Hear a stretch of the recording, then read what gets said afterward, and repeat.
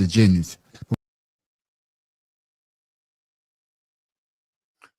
What's up with you? What's up with you? What's up with you? Come on up, man.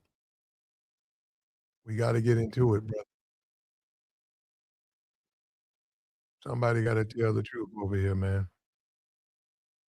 Somebody got to tell the truth. And we got Corey Holcomb, his comments and jokes or whatever, statements. They've gone public. I looked at a couple of the blog sites. They've picked them up. And people can make their determination whether, I don't know what they think. I don't know what they're going to think, as far as him, he's a comedian, whatever. See, that's the thing. No, I don't know what people are going to think. But what about Trump? Okay, listen. Let me say this right here. Black man, cancel him. Get rid of him. Okay? No excuse. Get rid of him, right? What are we going to do with Trump? Have you seen some of that stuff on the Epstein files? What are we going to do with Trump? Have you seen some of the stuff? Have you seen some of the statements? If his daughter, he would be dating his daughter. Have you seen some of that stuff? Anybody seen it? Does anybody care about that? Listen what I'm trying to say, man. Deal with Corey Holcomb accordingly. Right? The jokes are indefensible. The jokes are ridiculous. And in addition, for me, they're not even funny.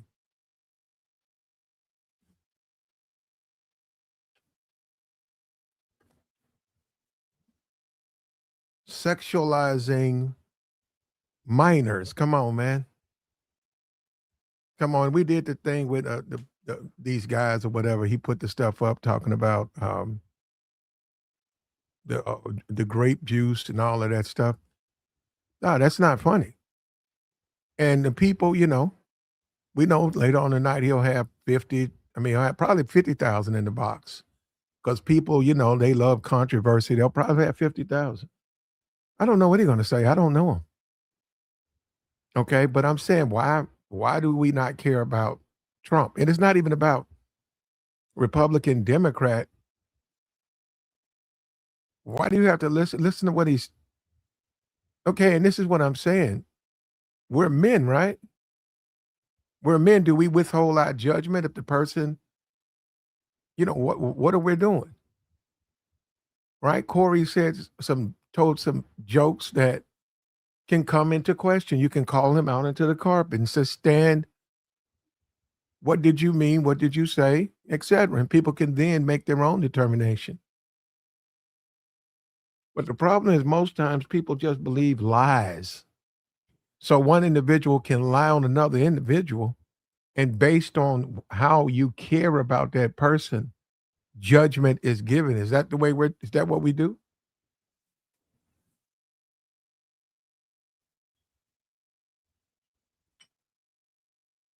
So I'll lie on this guy and you judge him, and I tell the truth on another guy and you give him a pass. I lie on one, tell the truth on the other, and you give him a pass. My father said that backwards. I tell the truth on one guy, you judge him. I lie on another guy. You know what I mean. You know what I mean. The guy who's actually doing stuff like that, you don't punish. The guy who's not doing stuff like that, you judge. And we're not perfect. I'm not saying society should be perfect. And just check this out. This is a little small micro it's a little micro event in the sense I'm gonna watch Corey, right?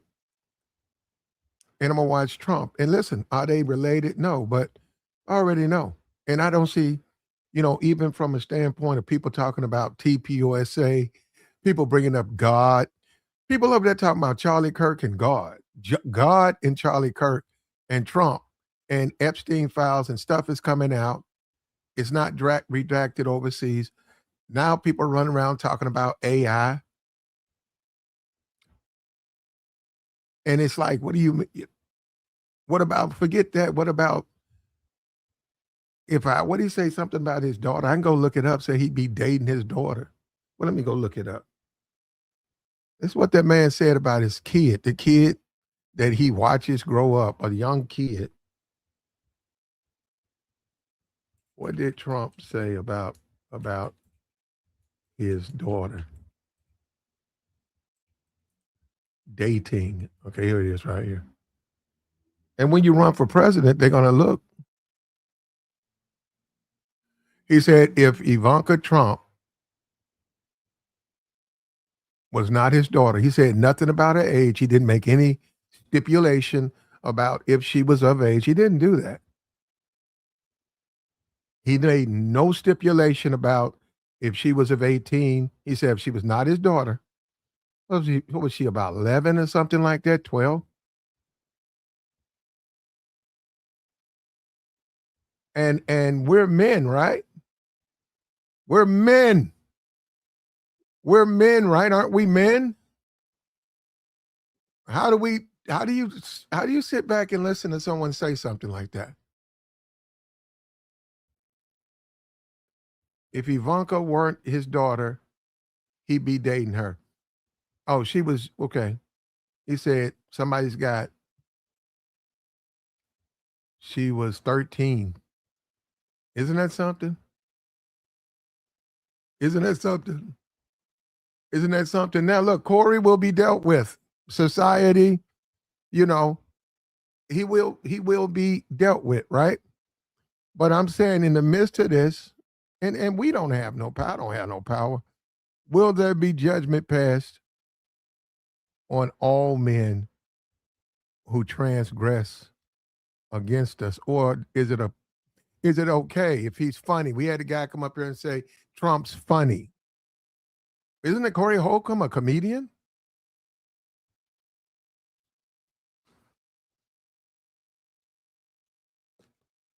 And you're going to see judgment be rendered, right? You're going to see the power of society. You're going to see the power of a society when they want to make changes or whatever. You're going to see this man, and we're going to watch this man from afar. You know, he went from money, money, money, and wilding out. He was doing really good. He's doing good, but we're going to watch from afar because see the stuff about assaulting the woman, that's bad. But then you couple the two. You're accused of assaulting a woman. Oh, how about this?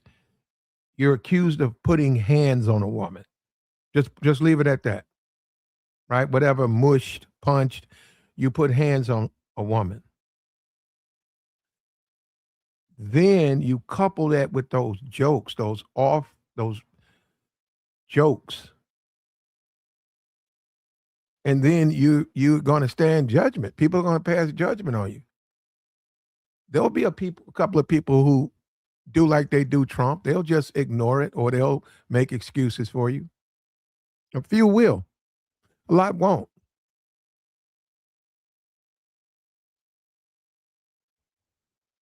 A lot going to make no excuses for you.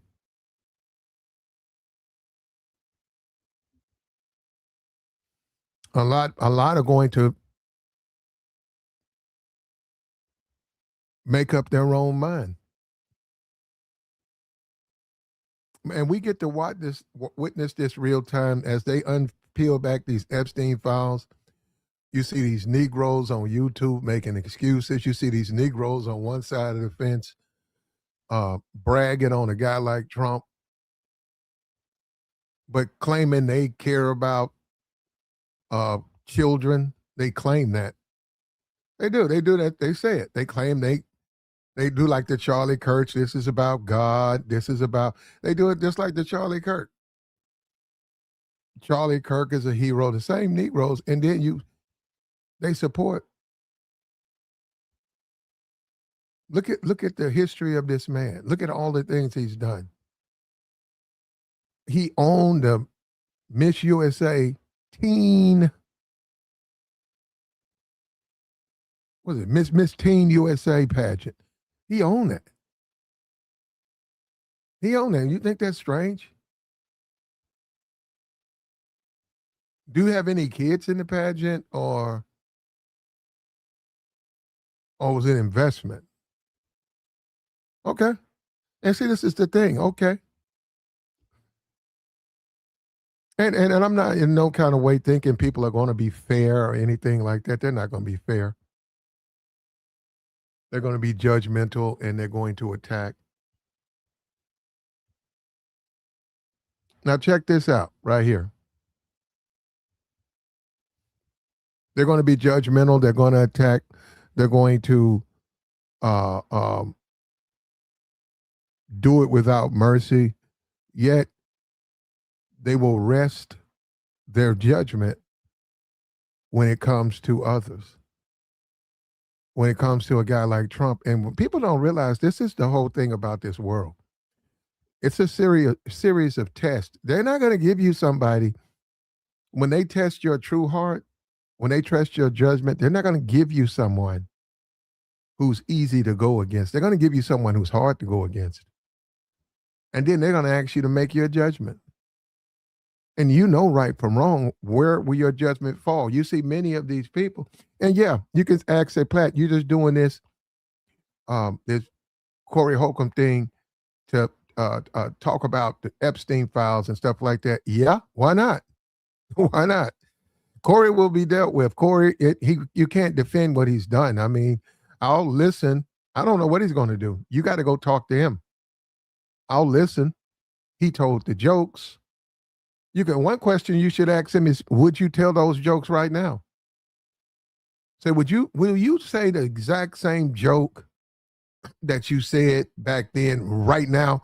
If you don't see anything wrong with those jokes, if you see nothing wrong with those jokes, will you do those jokes right now? Do them right now. And if there's hesitation, then obviously he sees something wrong with it, which would then make you say, well, why did you say it? What would make you think it's okay to say something like that? If I was down there, if I could ask that question, I would say that to him. Oh, if you told it then, but you wouldn't tell it now, okay, well, what's the difference? Help me with it. If you truly want to know what somebody's thinking, if you want to know what's inside of them, you would pose these questions to them.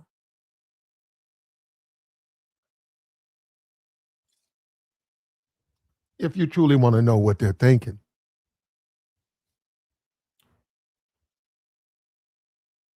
Same thing with Trump. Ask Trump, would he say the same thing about his kid? And actually, he's doubled down on it. And this, and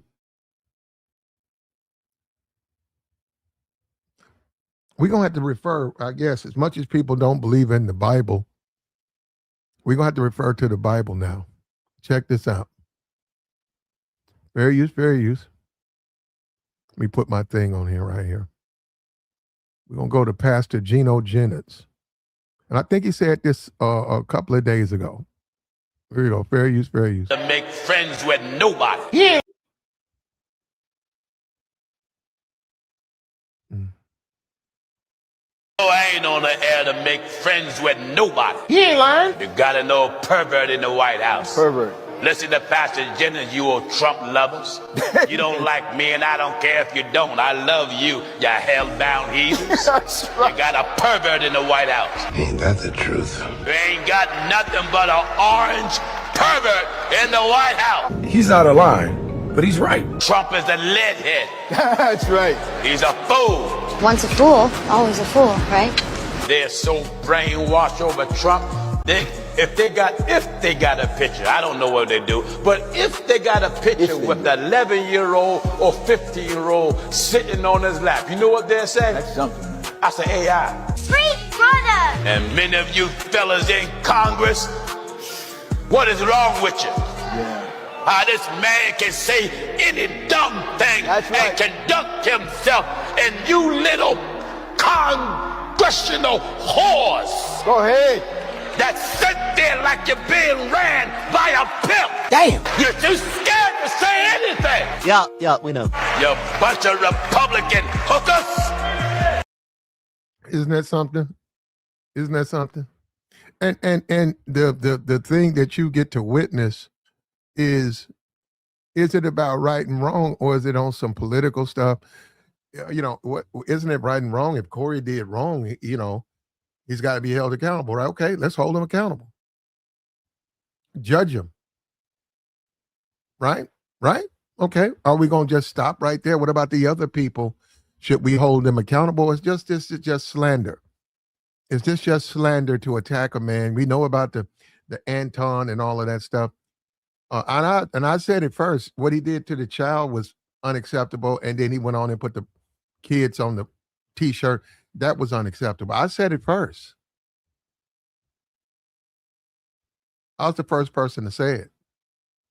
Perhaps that's karma. I did a stream, called it karma. Okay. What about, what's wrong with saying, okay, did you do these things? And they're talking about bringing Trump in to testify. They're talking about saying, hey, bring him in to testify. They don't want to bring him in. They want to bring in Bill Clinton. They want to bring Bill Clinton in, Hillary Clinton. They want to bring them in because of their association with the Epstein file. They don't want to bring in Trump. They don't think it's nothing to talk about. They don't think it's anything to talk about with Trump, even though Trump, there's photos out, there's pictures out. Allegedly, I guess, I mean, there's, because, you know, there's all types of things. And what about what he said?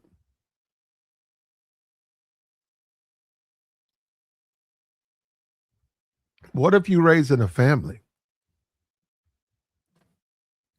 What if you're raising a family? And we know this is some YouTube. This is what Negroes, they trying to get a part off, and they'll say anything and they hate and they lie. They lie and they slander it all the time. Social media, Negroes slander people all the time. But this guy, right? This is a teaching moment for all of us, right? This is a call to Jesus moment right here. We say to Corey Holcomb, hey, man, would you say those same jokes right now? Would you tell those jokes right now? And once, you know, I don't know what his answer would be then. Well, if you won't, explain why you won't. I'm listening. If you will, then you pretty much answered the question that, you know, you don't see anything wrong with what you did.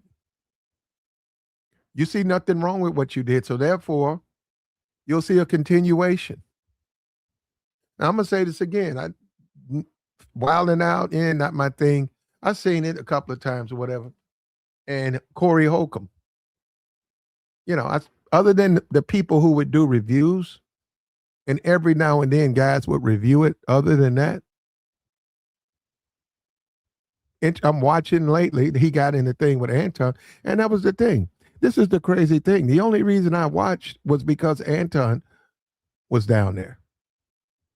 It's the only reason I watched it. And I don't care. See, this is where the Negro got to understand me, right? This is where the Negro got to understand me.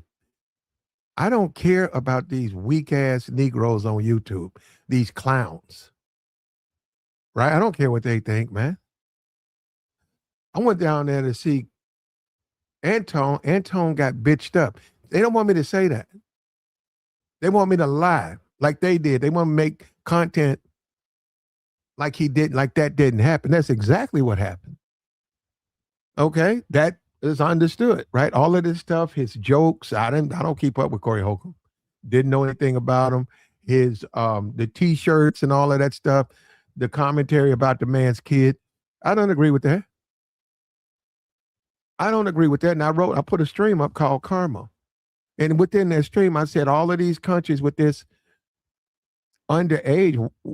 Okay, Corey or whoever, whatever man went over there and broke U.S. law.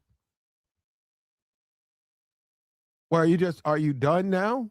What about Iceland? The age is consent is 13. What are we going to do, me, you, collectively, to try to petition them to raise that age? And see, this is the Negro. That's when their brain turns to oatmeal. They don't understand that. They don't want to understand that. This is about the one guy who went over there and made commentary and jokes about it. Well, what about the kids at risk? Do you love kids? Do you want what's best for kids? Don't you think that 13 is wrong? Why would you stop now? Why would you stop your fight? And then here comes the blacks or whatever who have no real interest in kids. This is more or less about Corey Holcomb. This is about supporting Anton and going after Corey. And see, all of this stuff is about, it's so street or gang type following. That's what this subscriber and all of this stuff, that's what these guys have created.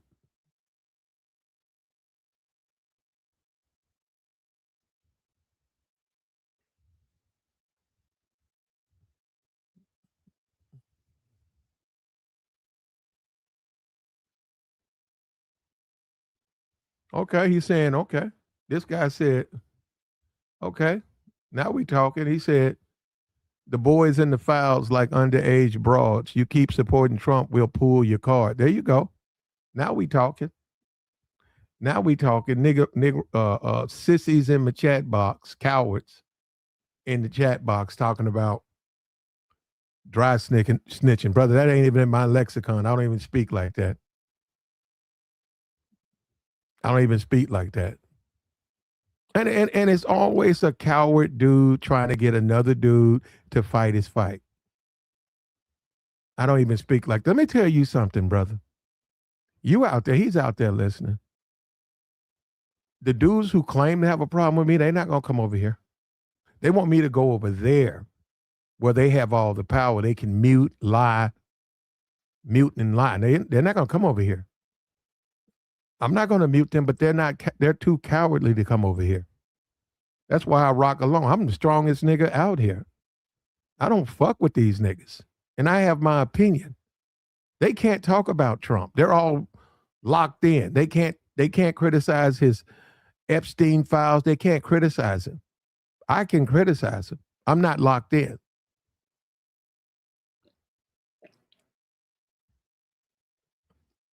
And I know there'll be lies told and there'll be accusations made. Listen, where's the proof? And that's what's wrong with the Negro. It ain't about proof. It's about the Negro we don't like. That's the Negro we gonna lie on. The Negro we like, who's actually doing the crime, that's the one we gonna defend and support.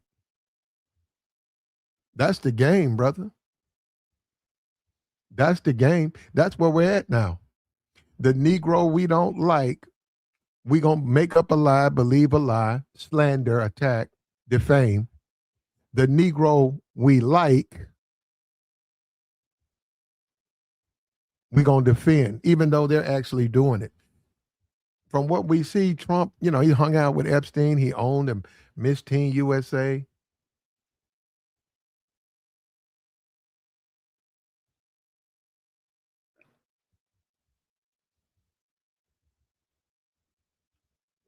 Yeah, from what we see, he owned, Trump owned Miss Teen USA for years. Come on, just think about that for a minute. 13 to 19, a bunch of teen models. And in addition, hanging out with Jeremy Epstein. And you have to just make a logical conclusion. You don't have any facts. You don't know what that man did. You go by the statements and then you say, hey, wait a minute, maybe this particular guy might have an issue. Then you turn around And there's plenty of men, right? Let's go with Corey Holcomb. You go with Corey Holcomb. He told jokes, and you're ready to get the flames and all of that. You're ready to break down the jailhouse walls. You're ready to break down the walls. I'm saying, okay, we can break down the walls, or we can certainly demand justice, but why can't we demand justice for both? And they don't. They don't. And they don't. And we know that one's going to be dealt with, and the other person people will make excuses for. He just said that those Republicans, they won't even say anything. And as the files are revealed more and more, for me, he owned Miss Teen USA. That's all I need. See, I have a low bar for that. He owned Miss Teen USA. I'm looking at that saying, whoa, wait a minute. You own the beauty pageant? Why? Do you have kids in it? No. And the whole Epstein hanging out with that guy, come on. And you can say benefit of the doubt, but how long do you extend the benefit of the doubt? How long do you say there's some meat on this bone?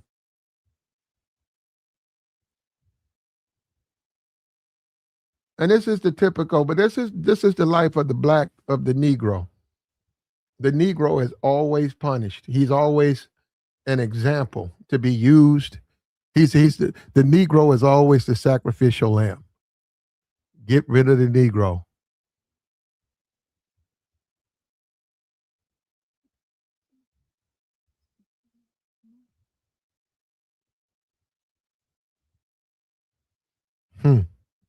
Get rid of the Negro.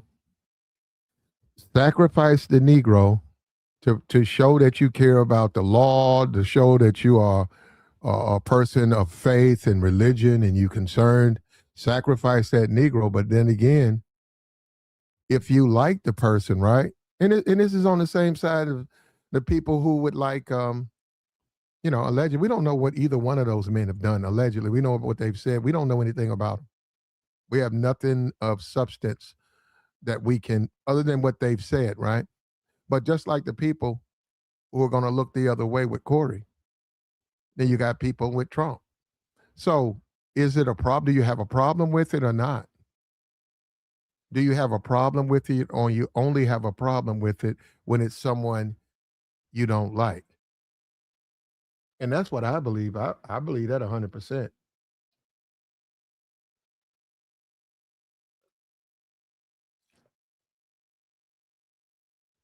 Especially when it comes to Negroes. The Negro only has a problem with it when it's somebody they don't like. And the dysfunction continues because that's the mind of the Negro. A lot of them, they're lost. The childishness, the immaturity, the lies, the slander. So, you know what? I think Corey will be just fine. A lot of people like Corey, so you know what? They're not going to have a problem with it. And it's going to be interesting to watch this unfold because the Negro, when they don't have a problem with us, Bino, what's up with you, bro? This is the thing. Listen to this. We all know how. Let's talk about the Negro, right? We know how the Negro is, right? They only have a problem. Two people can do the same thing wrong. Two people can do wrong. They only have a problem with the person they don't like. They'll then use that to punish or render justice on the Negro. If the other Negro they like, he's down, he's what they want him to be. If you say the affluent class, if you're talking about the educated upper crust divine nine, right, and they like them, they'll look the other way. If you're talking about the street dudes, the hood dudes, the ghetto dudes, and they like them, they'll look the other way. And you can say, well, isn't that a flaw in our judicial system? It looks like it. It looks like it could be.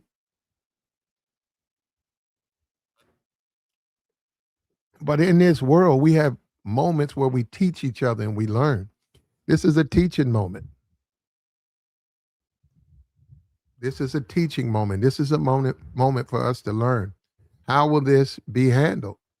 And like I said, for Corey, I don't really keep up with his stuff. My question would be, would you tell those same jokes today? And if they're jokes, would you tell them today? And if not, why? Why not? And maybe he can learn and teach us, and maybe we can learn from him. Perhaps if he says he will, then you have your answer. That he didn't think he was doing anything wrong when he told the joke. But within the jokes, he continually said, I'm bad. Remember that he kept making references. So as he knew right from wrong, he knows the world we live in. He knows our society. He knows what's acceptable and what's unacceptable. He knows these things. Yet he's continuing to do them.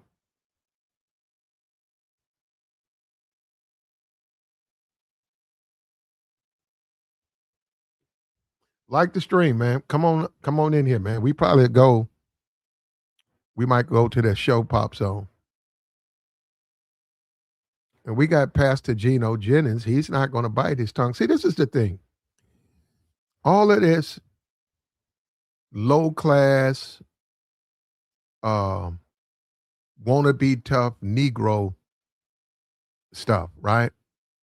And these young boys, they're basically splitting these young boys up. They come to YouTube looking for direction, looking for help, hope.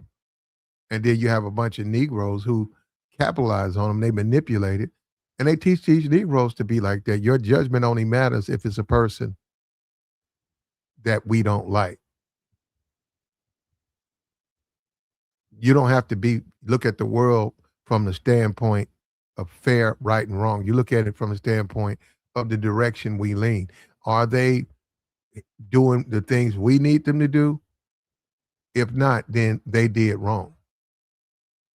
But if they do wrong and they're doing the things we need them to do, there'll be no criticism. And that's the world we live in right now. You got Donald Trump. He's the president, man. As he think of, as a man think of, he sets the standards. He's against DEI. He's not hiring black people. Negroes think that's some type of Democrat, Republican thing. That's not really. That's a civil rights violation. We want to overturn board. Was it I forgot the whole thing. We want to overturn board. We want to overturn this law. We want to do all of these things.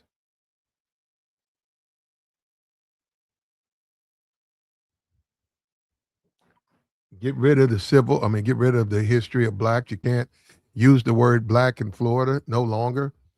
You can't use the word black. So if you say, I want to have a Black History celebration, they can't make that.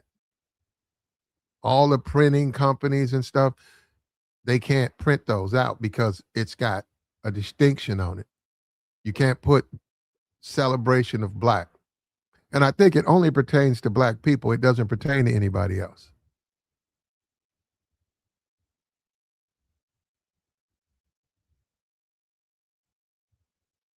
And let me say this right here.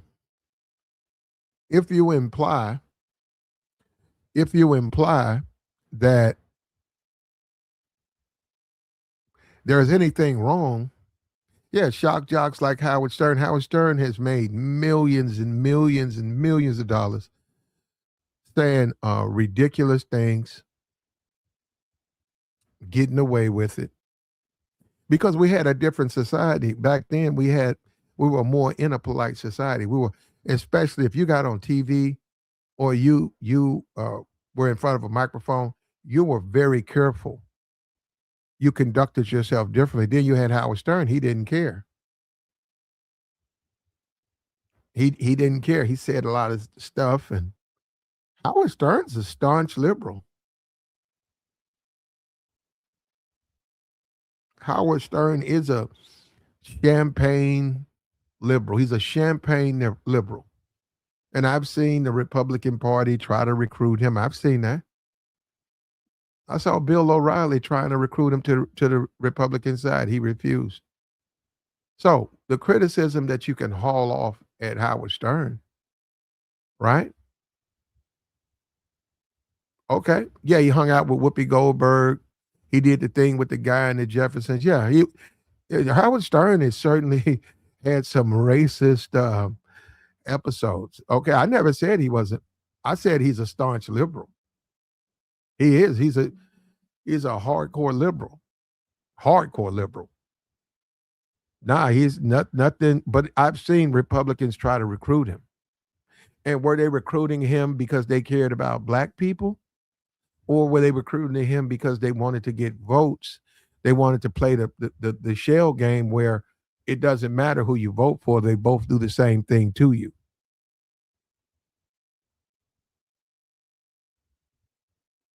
Like the stream, man. Come on, man. And that's the thing about what's going on here. Like the stream. We're adults over here. We're not children. We're not little ass boys who just learning how to survive in the country. We're real over here. I'm grown. I'm a grown man. I'm a grown man. I'm a grown man. And let me tell you something. That's why you're really never going to see. Corey is not really going to be judged. And Trump's never going to be judged because you know what? Most of the people doing the judging are incapable of being fair, and they don't care. They're going by what they like. They don't care about rules. They're going to go with what they like. I like this guy, so the rules don't matter. Let's suspend the rules. Somebody we don't like, they're going to come down on them.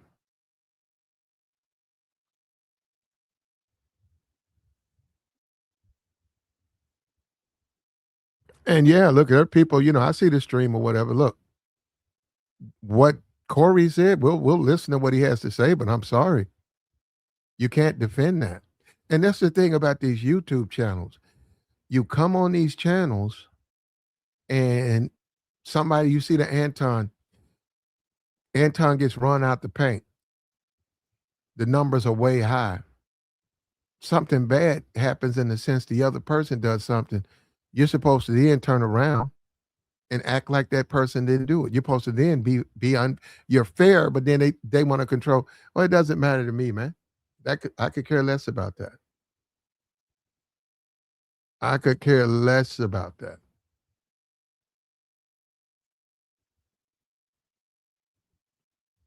Here we go. Fair use, fair use. I ain't on the air to make friends with nobody. He ain't lying. You gotta know pervert in the White House. Pervert. Listen to Pastor Jennings, you old Trump lovers. You don't like me, and I don't care if you don't. I love you, you hell-bound heathens. You got a pervert in the White House. Ain't that the truth? You ain't got nothing but an orange pervert in the White House. He's not a line, but he's right. Trump is a leadhead. That's right. He's a fool. Once a fool, always a fool, right? They're so brainwashed over Trump. If they got a picture, I don't know what they do, but if they got a picture with an 11-year-old or 15-year-old sitting on his lap, you know what they're saying? That's something. I say AI. Free brother! And many of you fellas in Congress, what is wrong with you? Yeah. How this man can say any dumb thing and conduct himself. You sure can, just like the whole thing with the Obama photo. You had a bunch of Negroes. When he posted the Michelle Obama photo, he had a bunch of Negroes in here making excuses for him. Bunch of Negroes talking about it. What you got to see the whole. Why you got to see the whole video? He posted the one with Obama's on it.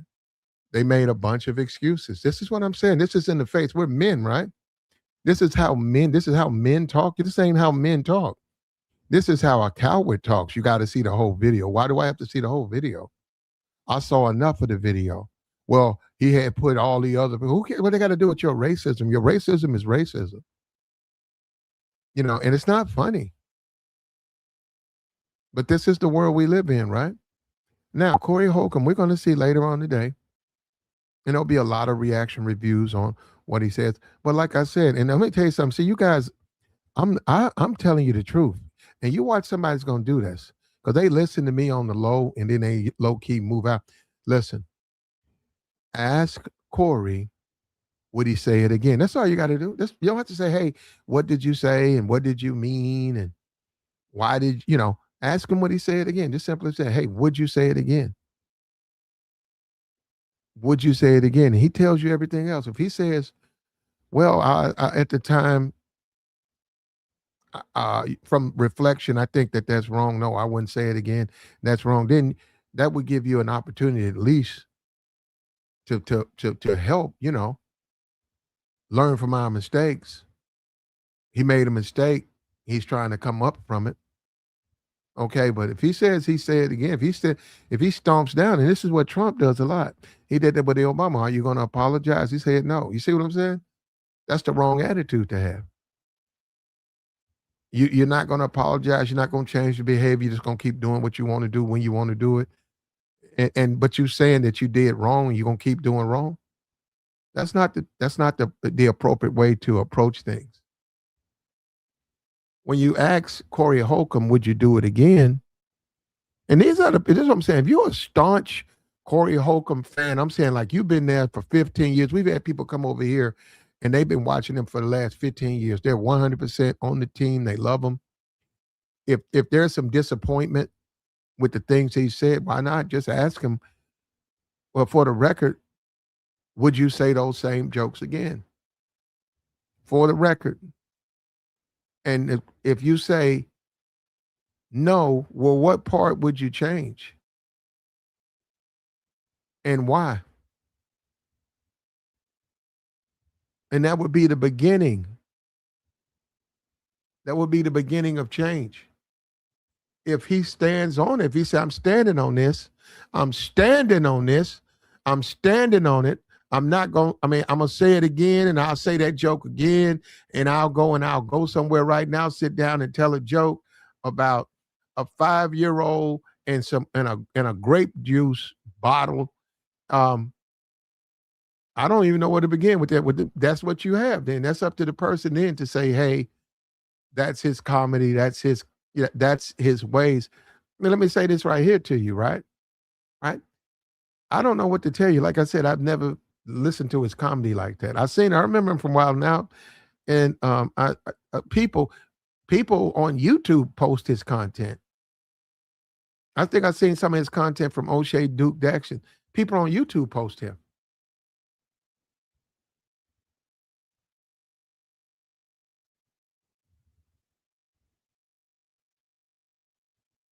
That's where I'm familiar with his stuff from. And then you go down there and you see 5150, you see, okay, it's a platform. And let me say this over here, allegedly, we don't know anything about, we're not accusing him in any kind of way of any type of inappropriate behavior. We're just listening to his jokes. That's all we're listening to. We're listening to what he's saying. That's all we're doing over here, listening to what he's saying. He made these comments. He said these things. He did this stuff. And then within that, you say, well, what did Trump say anything? And you say, well, he said these comments. Okay. Well, what makes you think that he's done something wrong? Well, he said some stuff. He certainly said some stuff. Okay, well, what about, when you talk about men who suffer from that condition, we saw this with Floyd. Floyd went overseas with no pants. He went overseas with no drawers. This boy didn't even have a change of clothes. He was so thirsty to get to a country where they had amended consent laws, where the age of consent was well below the age of consent in America. And he's a criminal, right? He was arrested. This man was so thirsty. He was so thirsty to get overseas and get an opportunity to prey on minors. And that's what he was doing. That's what he was doing. He went over there, he was recording it, and he was funneling it back to other people. He was funneling that content back. And they were sustaining his hotel rooms, his Ubers, his lifestyle. He didn't have no big money or nothing. His ability to travel back and forth in these foreign countries, his ability to get on a plane.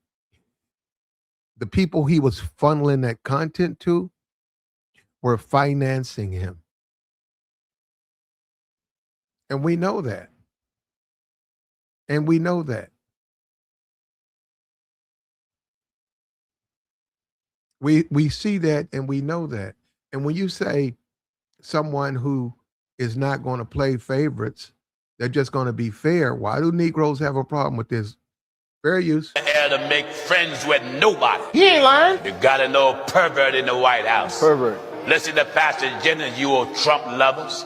You don't like me, and I don't care if you don't. I love you, you hell-bound heathens. That's right. You got a pervert in the White House. Ain't that the truth? You ain't got nothing but an orange pervert in the White House. Now, why is he coming to that conclusion? He said, I haven't seen, he said, I hear there's a photo, but he's going by behavior. And God commands him to make a judgment. See, this is what I'm saying. And that's what I mean by a grown man. This ain't some little ass boy that's down for his nigga, that's making an excuse for the pedo in his clique and going after the pedo in the other clique. And when you say, well, both, but if they're doing that, they're both wrong. See, this is what they're saying. I know this is what these YouTube niggas do. This when you come on this YouTube, that's exactly how these YouTube niggas are. But that's a man. You got to understand that men are men. We're men. We're men. I'm a man. That's a man. He don't care what you do. He don't have to know you. You can know him all day. You can want to date his daughter. If you're a good man, you're a good man. You're a good man that he doesn't know. You're a good man that he knows. If you're running around here and you're a pedo, he's not going to want you to date his daughter, but he's also not going to really want you to be doing that behavior out in town, out and about.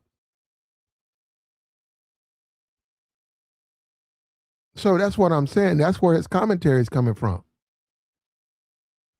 And all of this play the victim, the Trump, they're just picking. No, they're not picking on him. And this is a man. Hold up. Look at this. Look at it. Let's be for real, man. Can we be serious for a moment?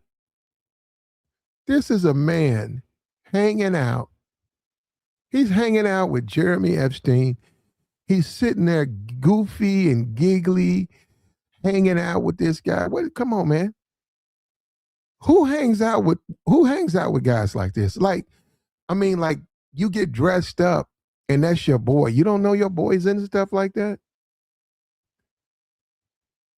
I'm just saying, you don't know the nigga that you hanging with is doing stuff like that? He said Corey's going through something mental and spiritual. He probably will. There you go. Bino says he's watched him. See, this is what I'm saying. These guys, Bino, you're from a different perspective because you've always supported.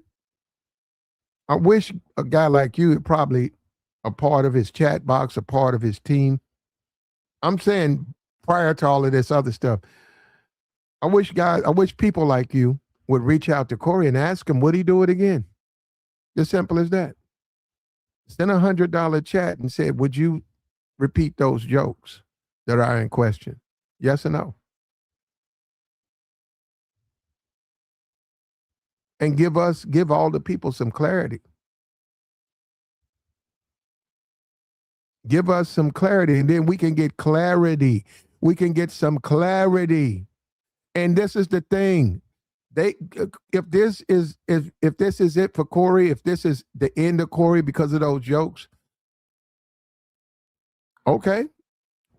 And you got to understand, like, there's a guy in the chat, he's been around since 2010 supporting Corey.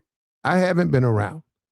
But if you say, okay, we're going to get rid of this guy because of his jokes or the things he's done, listen to me, man. Okay.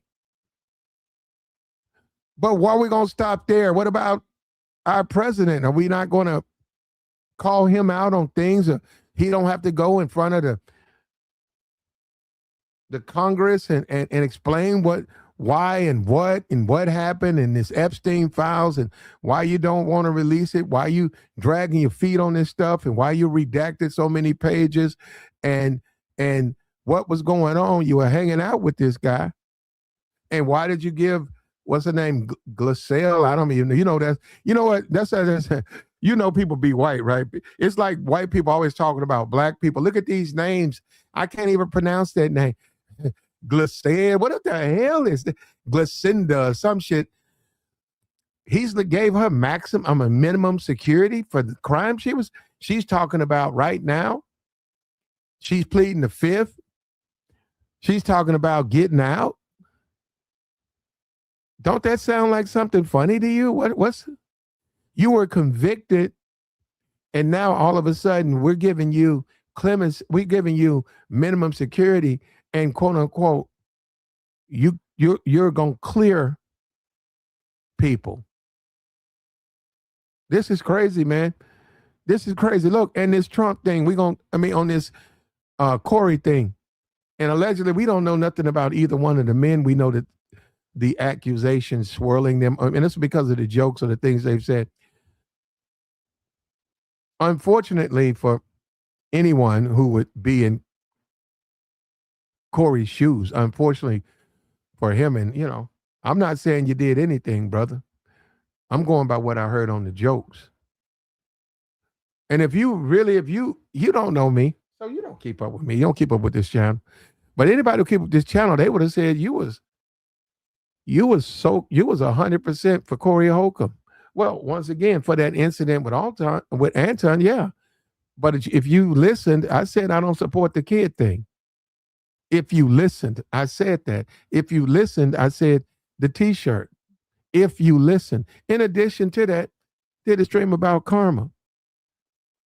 That's bad karma. If I was to get on this YouTube channel and start talking about somebody's kid, that's bad karma for me. That could come back, and I believe in it. That could come back on me. That could revisit me in another capacity. It might not be in the same way, but in another capacity. And also, if you believe in karma, when you say and do good things, guess what? You enjoy that good return. That's why you want to do good. The universe puts back it will send you what you put out.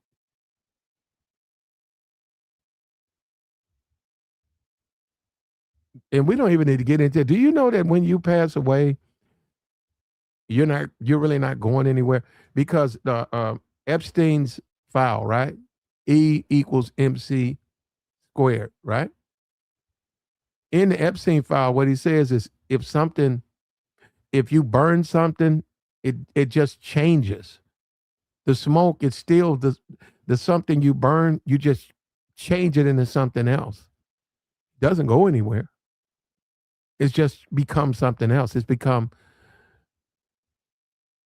you burn paper, the wood, the ink goes into smoke.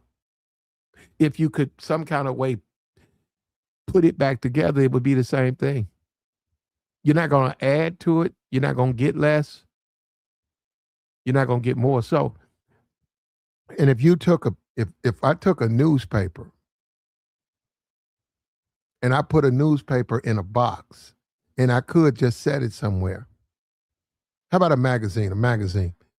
Ebony magazine from 1975. I put that magazine in a container. Do you know within, say, right around 50 million years, it's going to fall apart?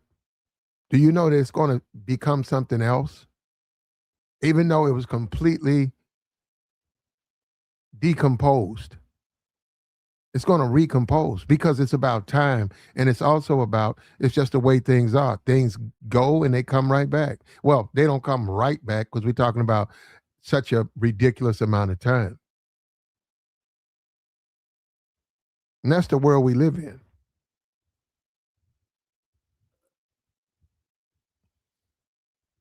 He done threw Jay-Z in there. Thank you, brother. Thank you. He said, you're talking about energy not created nor destroyed. Yeah.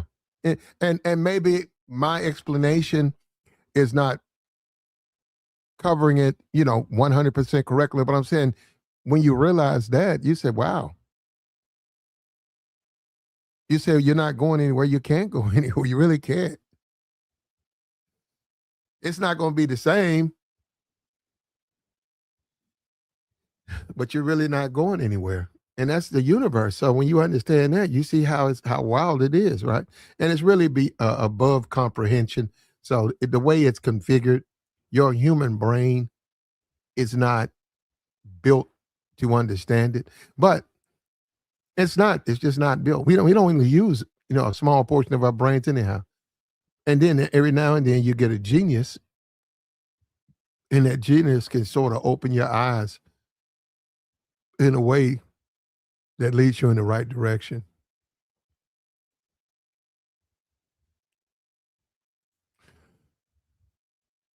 Epstein, Trump, there's a video. There are people on this channel. There are people on YouTube who are highly critical of Corey Holcomb. Look, if that's your point of view, be that.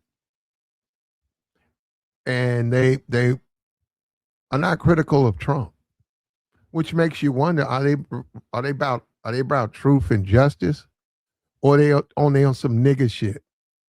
Are they a bunch of lying niggas who's meat hugging Anton, and all of a sudden their criticism of Corey is based on them meat hugging Anton? And that's what you have to deal with out here, because that's what a lot of this stuff is.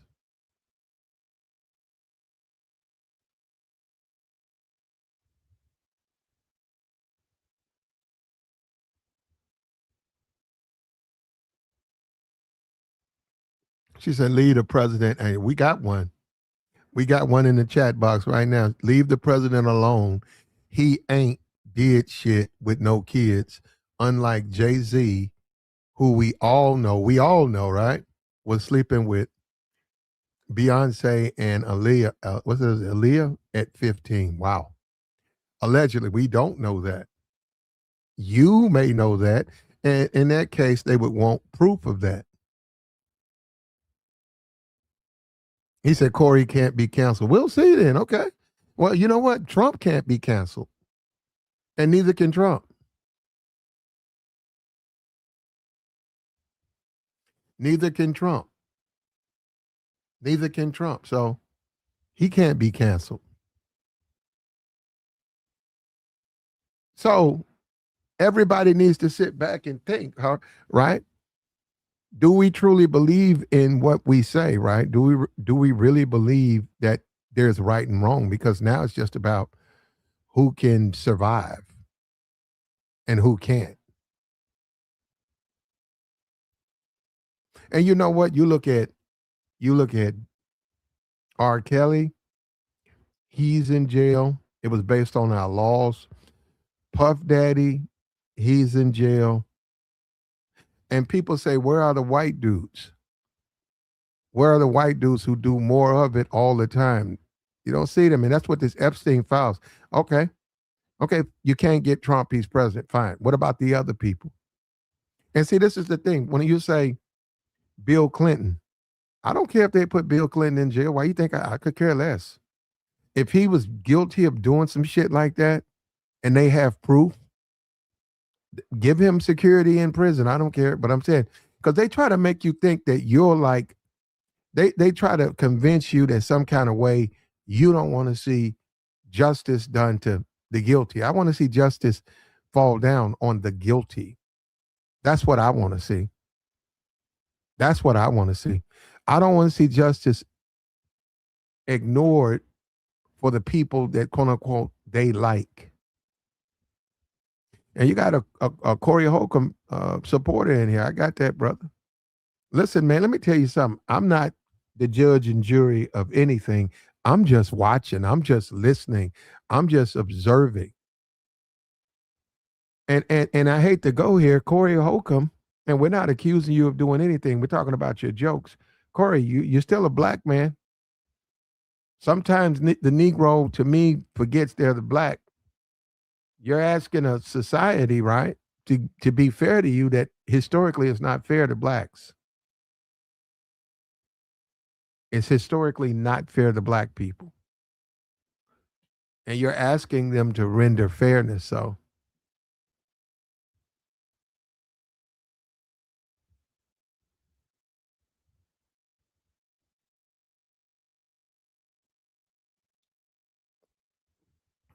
hold up. You know what we're going to do?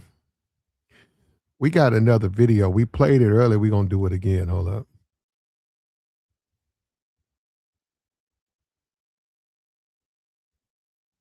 Right here. Fair use. I'm saying. Fair use, fair use. We're going to go over this. And this is Flacco's stream. We're going to review this again.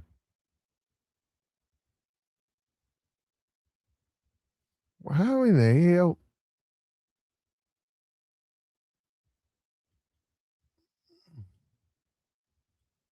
How in the hell?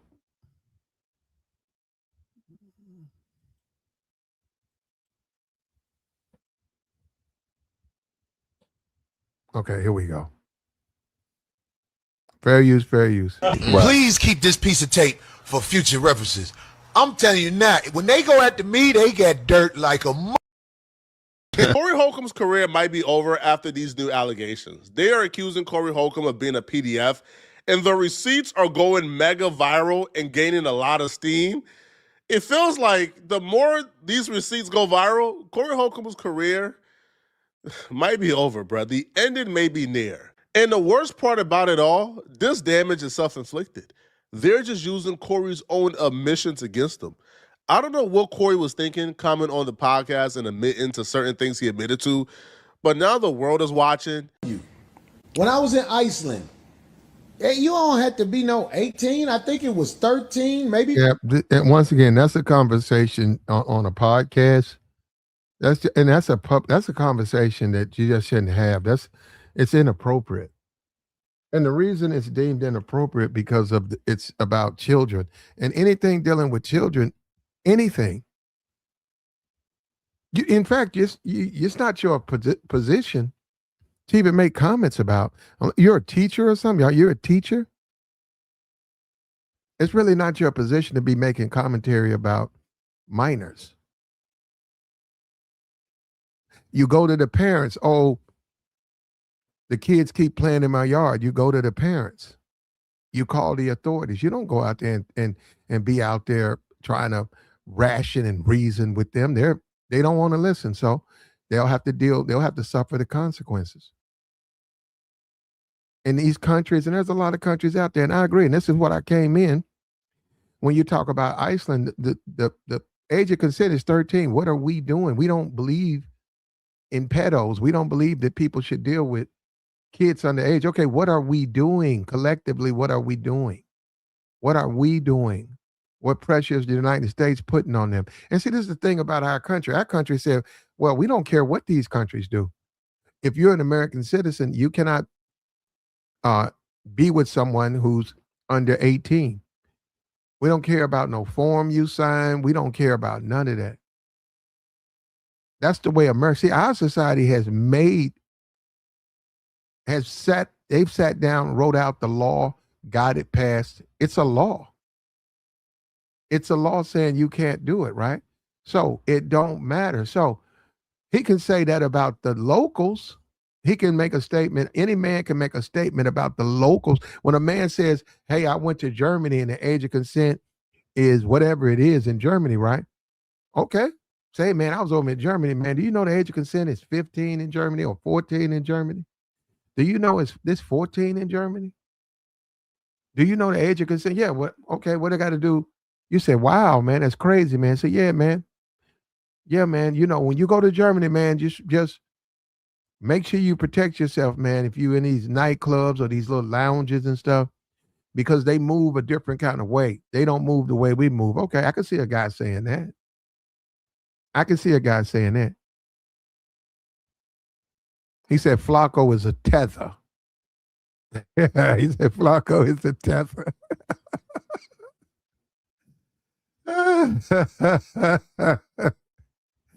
He's a tether. Okay. Okay, here we go. Fair use. 14. Yeah. That's a grunt. The vagina been on this planet 14 years. I've said this before on the show also.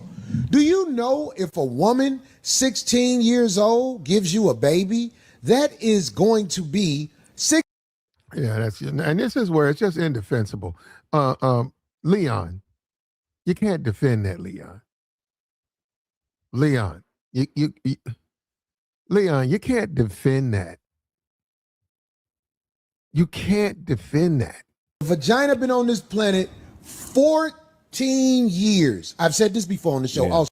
That's ridiculous. I've said it before. I don't, hey man, you can't defend that. He said Hollywood is full of perverts. Yeah. Especially in the hip hop community. Hip hop community is almost 90% perverts. When you listen to those guys, when you see the way they behave, they're perverts. I don't know how you defend this though. But hold on, I'm gonna tell you what I'm gonna do. I'm gonna drop the link for a person who's supported Corey, watched his content, likes Corey, to come up and help me out. Because can you show me something I'm missing? Show me something, huh? Can you show me something? Am I overlooking something? Is there something I'm missing? Because I think that this conversation, I think to say this is problematic. Maybe 14. Yeah. That's a grunt. The vagina been on this planet 14 years. I've said this before on the show also. Do you know if a woman 16 years old gives you a baby, that is going to be 16, 17, 18, 19. That is going to be one of the healthiest babies possible. First, but for you to say that, you have to understand how that can be viewed. And if you was in a lab coat saying it from a scientific standpoint, if you were saying it from a scientific lab standpoint, not advocating for it, not even suggesting that it's okay, but saying, well, if there's a redeeming quality, somebody said he got that off of South Park. See, that's what I'm saying. That's what I'm trying to say to you guys. We don't know where this stuff comes from, man. He got that off South Park. Yeah, nobody's going to take South Park as medical analysis. But if a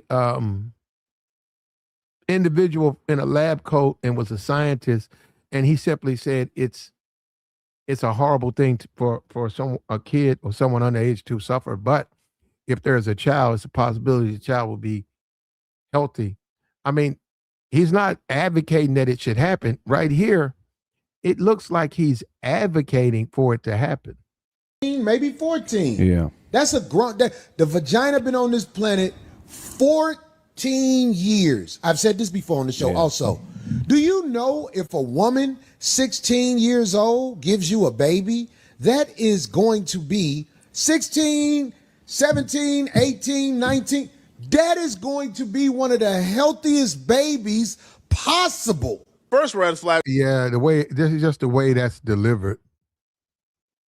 It's just the way that's delivered. Fair use, fair use. Here we go. With grown men. But what are we doing here, man? But you're taught in America something different. Those eggs are buoyant. You could dribble them eggs.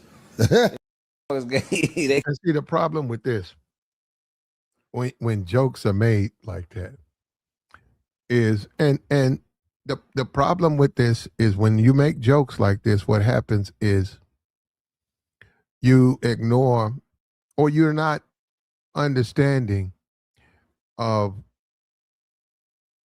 what the pedophile does to those minors.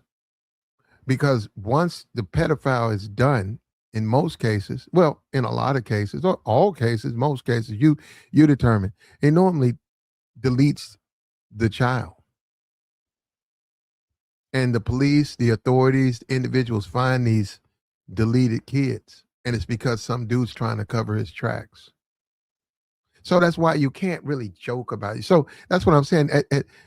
There's no place to joke about stuff like this.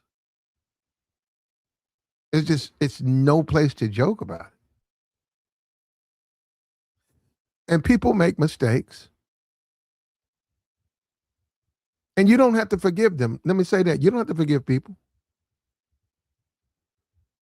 But they can acknowledge they made a mistake.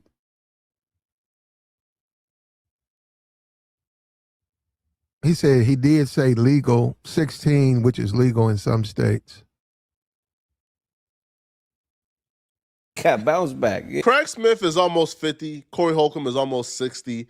And they're sitting on a podcast talking about how 14-year-olds have bounced back. Yo, come on, bruh. Like, yo, that's absurd. Now, to make things worse, Corey Holcomb went on another podcast and he admitted to testing out the young women in Iceland.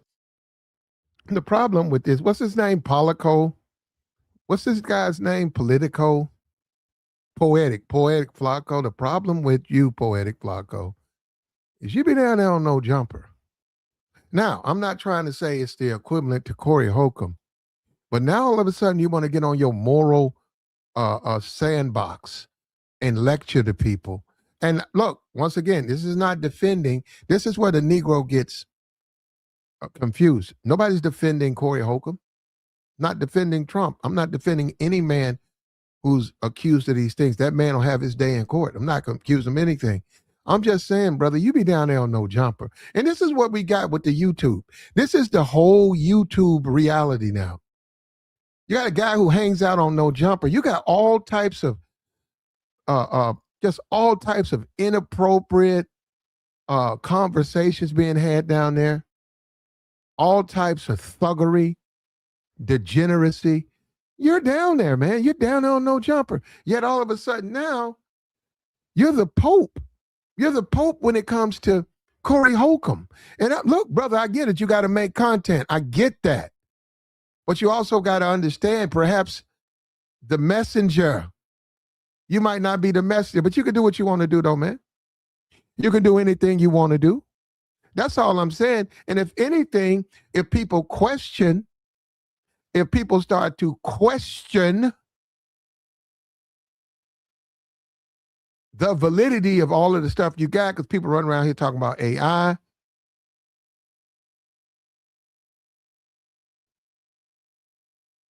People are going to have a problem with the messenger. And that's been my thing. My thing with that earlier on the channel, I did a review and they thought I'm like the messenger. I'm skeptical of the messenger because all of a sudden now this guy, he's down there, gang activity, thuggery, all of everything that comes with it. All of a sudden now he's on his high horse about Corey Holcomb's jokes. Are Corey Holcomb's jokes inappropriate? They are. But you have to practice what you preach, brother. Brother. You got to practice what you preach. He says some of these niggas get their faith from South Park. I'm starting to believe that.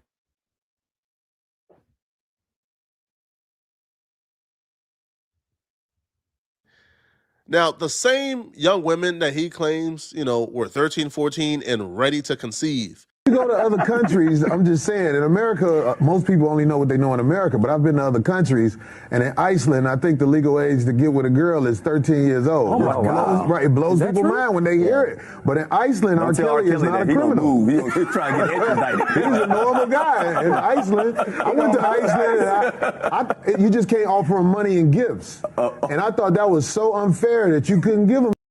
Yeah, that part, things go left. And I don't know what to say on that part. I don't know. What you want me to say? That's indefensible. That's my whole point, man. You know what, man? I don't think I ever get credit. I'm the fairest dude on YouTube. I am the absolute most fairest guy on YouTube. I don't get my credit. That's indefensible. I tell them that in a minute. Hey, man, and that's on you. That's where if you're a supporter and all that, you say, bro, that's on you, bro. Almost like Darlene said. She said, that's all you, brother.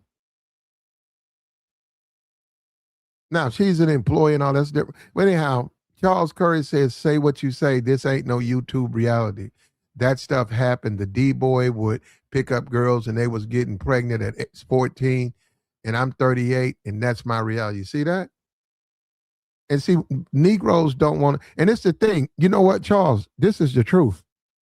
The D-boy who got bread will come in the black community and date children 14, 15, 16 and get a parent's bread and lace up the kids and buy them all like all this Louis stuff, take her to the Louis store, and nobody had a problem with it. Joe Schmo, who's walking around the neighborhood, sees someone who's underage, a minor, and does the wrong thing to her. They want to burn him at the stake. Now, this is the problem. Immediately you say, hey, well, what about the D-boy? They say, well, you want to defend Joe Schmo. Who wants to defend Joe Schmo? What about the D-boys? Put them both up. Why don't we build 2 fires? Let's not build 1. How about 2? And that is the black community. That's my whole point. Thank you, man. I'm able to explain it. That's my whole point. You got men in there preying on minors and people turning a blind eye because that man is giving them money. And then when another Negro who's not necessarily in the drug game, not necessarily got money like that, does the same thing or to something to that extent, he sleeps with a minor, which is illegal and wrong. He's then burned at the stake. So are we for this stuff or not? Or are we only for it when it's somebody we like? Does it only matter when it's the person we like? Then we make excuses. And that's why I brought up the Trump thing. Because I know that Trump has a strong following amongst black men. Hey, man, I get it. I'm a man. I'm all for the alpha male and all that. So I'm a man. But I can't abide by a nigga that's doing what Trump doing. I can't support that. He's asking me to do too much. And what's wrong with me asking Trump, hey, Trump, just be a man? What's wrong with that? Why I got to keep making all these damn compromises? And the people who support Trump, that's all they are, compromised Negroes. They're compromised Negroes. And the same way you guys are going to view people who support Corey with disdain, that's how people view the staunch Trump supporters with disdain. Go ahead, Joey. Nah, I'm listening to you cook, Platt. You was cooking. A lot of people do got picks. But we just can't be throwing random allegations on everybody. That's my whole thing. You know what I'm saying? Yep. Lying like Jay-Z, putting that man's name in this stuff with no proof.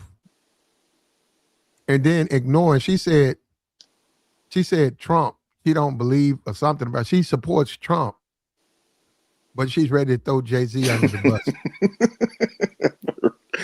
That's bird. I ain't paid. When she said Jaguar right, I said, yeah, that's it. Like, I don't know what's going on. I ain't gonna say all of us Platt.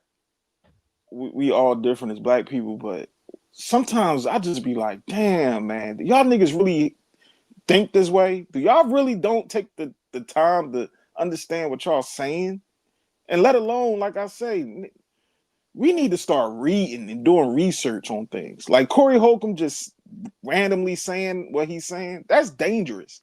It's already morally wrong for anybody who knows, but you just saying what you saying, bro. No, What you think that's about actually Poetic wrong. Flacco? What you think about? Flacco is a DJ No. Academics Hold up, brother. 2.0. Hold up. Go ahead, Platt. What you think about Poetic Flacco doing a review of Corey Holcomb? And as I don't keep up with him, he's always down there on no jumper, right? Yeah. Yeah. Don't you think there's sort of a contradiction right there? Oh yeah, because we all know Adam 22, he got some nasty cases on him. And he done said some things that was nasty. Is he doing a video about Adam 22? I haven't seen it, Platt. I haven't heard. Hold up. Somebody's gonna run and say, "You trying to defend Corey?" No, I'm not. No, see, people got to understand. You're just calling it out all year round. People got to understand. Listen, I got no problem with this brother. This brother's on YouTube, Poetic Flacco. My thing is maybe he needs to learn something from this.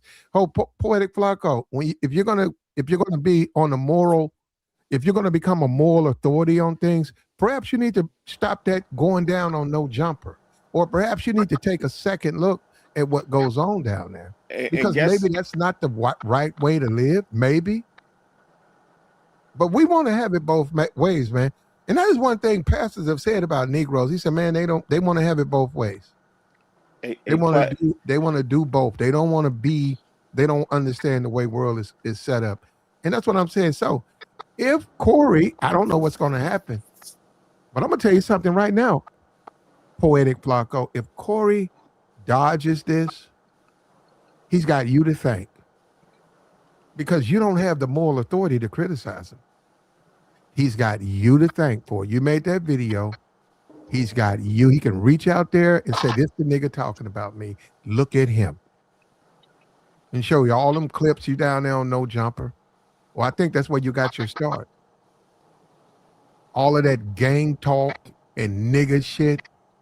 And all of a sudden, now you want to judge people? See, I'm the only person that tell you the truth, guys. People don't like it. He's against it though.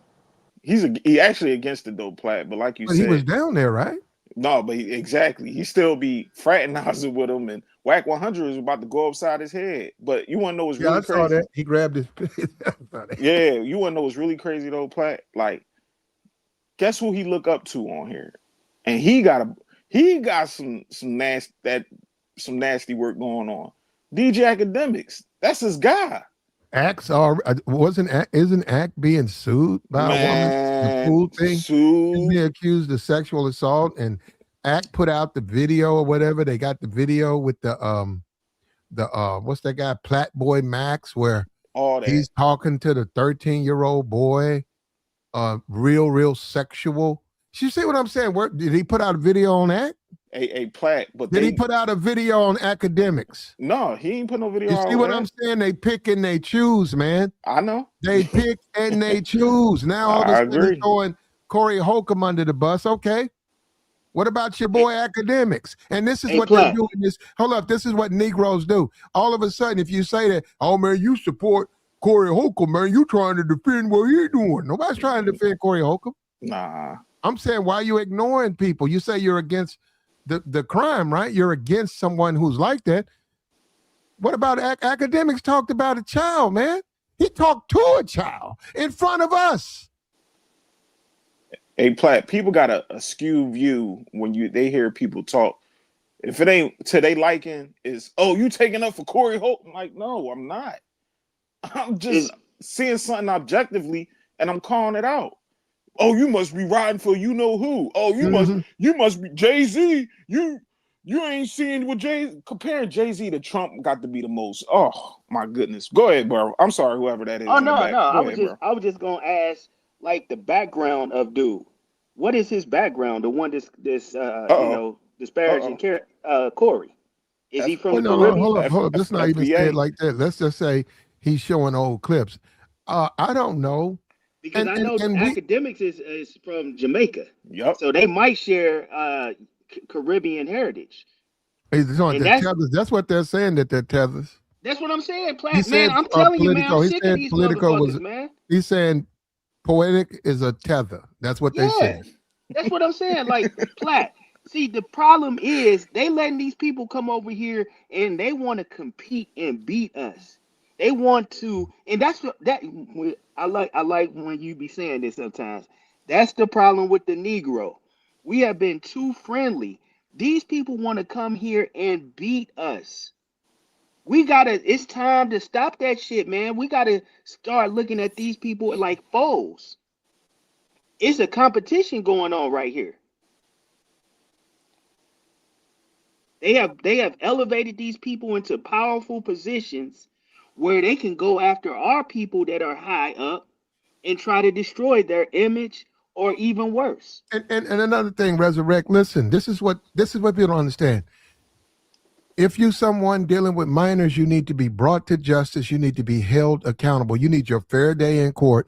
You need to be held accountable. Okay, listen, that's one of, and people ignore that part, right? Because they don't want to hear that.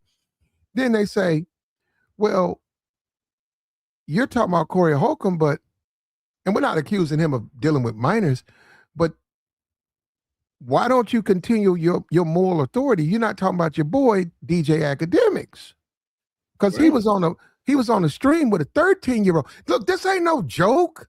And the These are not 13-year-old was, hold up. These are not jokes. These are not dudes on YouTube talking. This is not something on a panel and somebody said something in the heat of the moment. The goddamn man was on a stream with a goddamn minor talking sexually. and the minor told him, look, man, I'm a kid. Nothing. He didn't write one stream about that guy. Nah. The minor was like, dude, I'm a kid. You know what I'm saying? He was like, dude, this shit is in the minor had better sense. The academic, like, look, man, I'm a kid, dog. Why are you talking to me like this? If I remember, Flacco did a video about it, but he actually was kind of taken up for Flacco's a weirdo. They all weirdos. This is they shine time when they get in front of that camera. Because if you know who Flacco really is, he talk normal when he on his little pre-records. When he get around people, he like he stutter standy. He stutter standy. Like he don't know how to communicate. And these the guys that get behind our culture and be talking crazy, always talking about black people ain't this and this and that. And I'd be like, Flacco, come on, bro. We already know you've been in the house your whole life. Like you ain't had no experience really probably being around black people until now. When you get around a white guy, Adam 22. And that's the thing. That's how the tether does. The tether, they tether brethren, they won't say nothing. They turn a blind eye when that tether brethren said, but when they see someone who's FBA or whatever foundational, then they attack them, and then they get on they now I can play the moral authority because I'm looking at that. I'm looking at the video, and there's been other reactions, but I'm looking at this video, and I'm like, okay, what is it? I say, ain't this the dude from No Jumper? I'm saying, wait a minute. This is what No Jumper niggas doing now. Reaction videos. Now now they're the Pope. You down there, yeah, and it's like, man, look, the clips are the clips. Nobody's denying the clips, but Flacco, they saying you a tether, and you made a bunch of excuses for academics. And let me tell you something. If I don't know what's going to happen, if Corey uses the fact that you're a fucking tether, if he enacts a fucking tether, I don't know what to tell you, brother. You got him off. You want to know why nothing happened? You know why? Because you did the video. You got a goddamn history. You have to be, when people talk about the Christian conservatives, these women practice what they preach. Bible thumping Christian. If you go and look at Sanford's son, right? Go and look at Sanford and Son. Aunt Esther, what did she do? It was her and 2-3 other church ladies, and they would criticize Fred. And she would have the Bible in her hand. So what I'm saying, she could do it. She went out and she wasn't stripping. Aunt Esther wasn't stripping and then criticizing Fred. She was preaching and she was talking down on what he was doing. But these fucking YouTube channels, these fucking niggas, these tethers, they'll criticize bad things, and then you see them down there on fucking No Jumper. with niggas down there bragging on their bodies. They got pics, Platt. you can just observe it and just sit back and be like, huh? This don't make sense. You talk bad about, all right, you don't like these guys in the community. They tearing up the community, but yet you shoulder to shoulders laughing with them on a podcast with Adam 22. Like it doesn't make sense. Like you cool with Whack. I ain't got nothing against Whack is Whack. He hustling. He doing what he doing. I accept what Whack doing now. But still, even the degenerate stuff that everybody be doing on that podcast is crazy. And Flacco be right there with him. He be right there interviewing, want to be around him. Same thing with DJ Academics. All of them. They talk bad about all these rappers, all these people that's in the bad of the community, but yet you want to be in the realm with them. I don't understand. They defended Drake. Get out of there, Platt. We ain't gonna start that up. Hold up, they were the main ones defending Drake. When you go and look back at that rap battle, all of them was defending Drake. In fact, attacked black people, saying, "Well, Kendrick can't really hold rap. How come this dude he can't hold rap? Why y'all niggas supporting Kendrick? You know, Drake got money." And it's like, bro, you're ignoring what the man's saying about Drake and his history with underage girls. You're just ignoring that. And he did it. And taking our culture, man. That's their culture, though. If you think about it, when the hurricane, the big earthquake happened in Haiti, what happens? A bunch of kids just start coming to America, and they start coming up missing. It's been said that those people in those islands, they sell their kids, man. They don't have the same feeling about their children and that type of thing. I'm gonna respect the platform. They don't have the same type of feeling that we have when it comes to our kids and adults dealing with them. So they don't feel the same way. They think they kind of feel like they think about it same way as Brad and Karen. They don't think it's no big deal. Yep, and a lot of YouTubers support Trump because there's money in it. Yeah. Simple as that. It's got nothing to do with. See, when you look at some of these YouTubers, they'll claim it's about right and wrong. When you see Flacco doing what he's doing, it's right. It's the right thing to do. Who disagrees with that? But you don't talk about Act. You don't talk about these other guys because you're not about right and wrong. You're about you. You're about, and that's what I'm saying. That's this, all of this stuff with Corey, and you take a look at it, and if he survives this, I don't know what he's going to do. He'll have his distractors to thank, because it's people have to come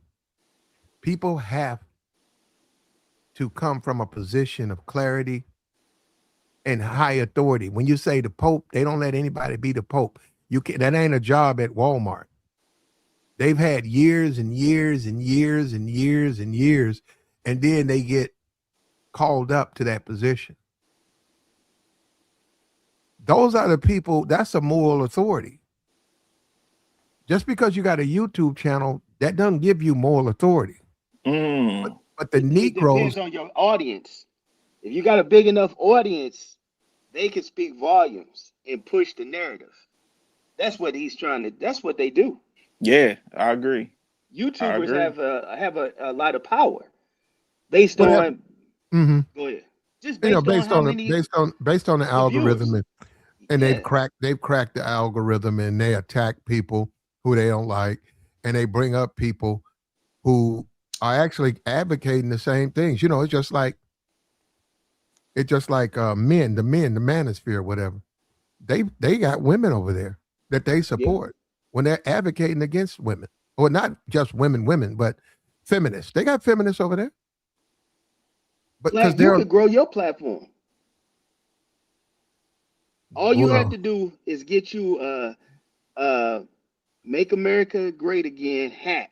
Okay. And just put it up on the screen. You don't even have to, put it on your head.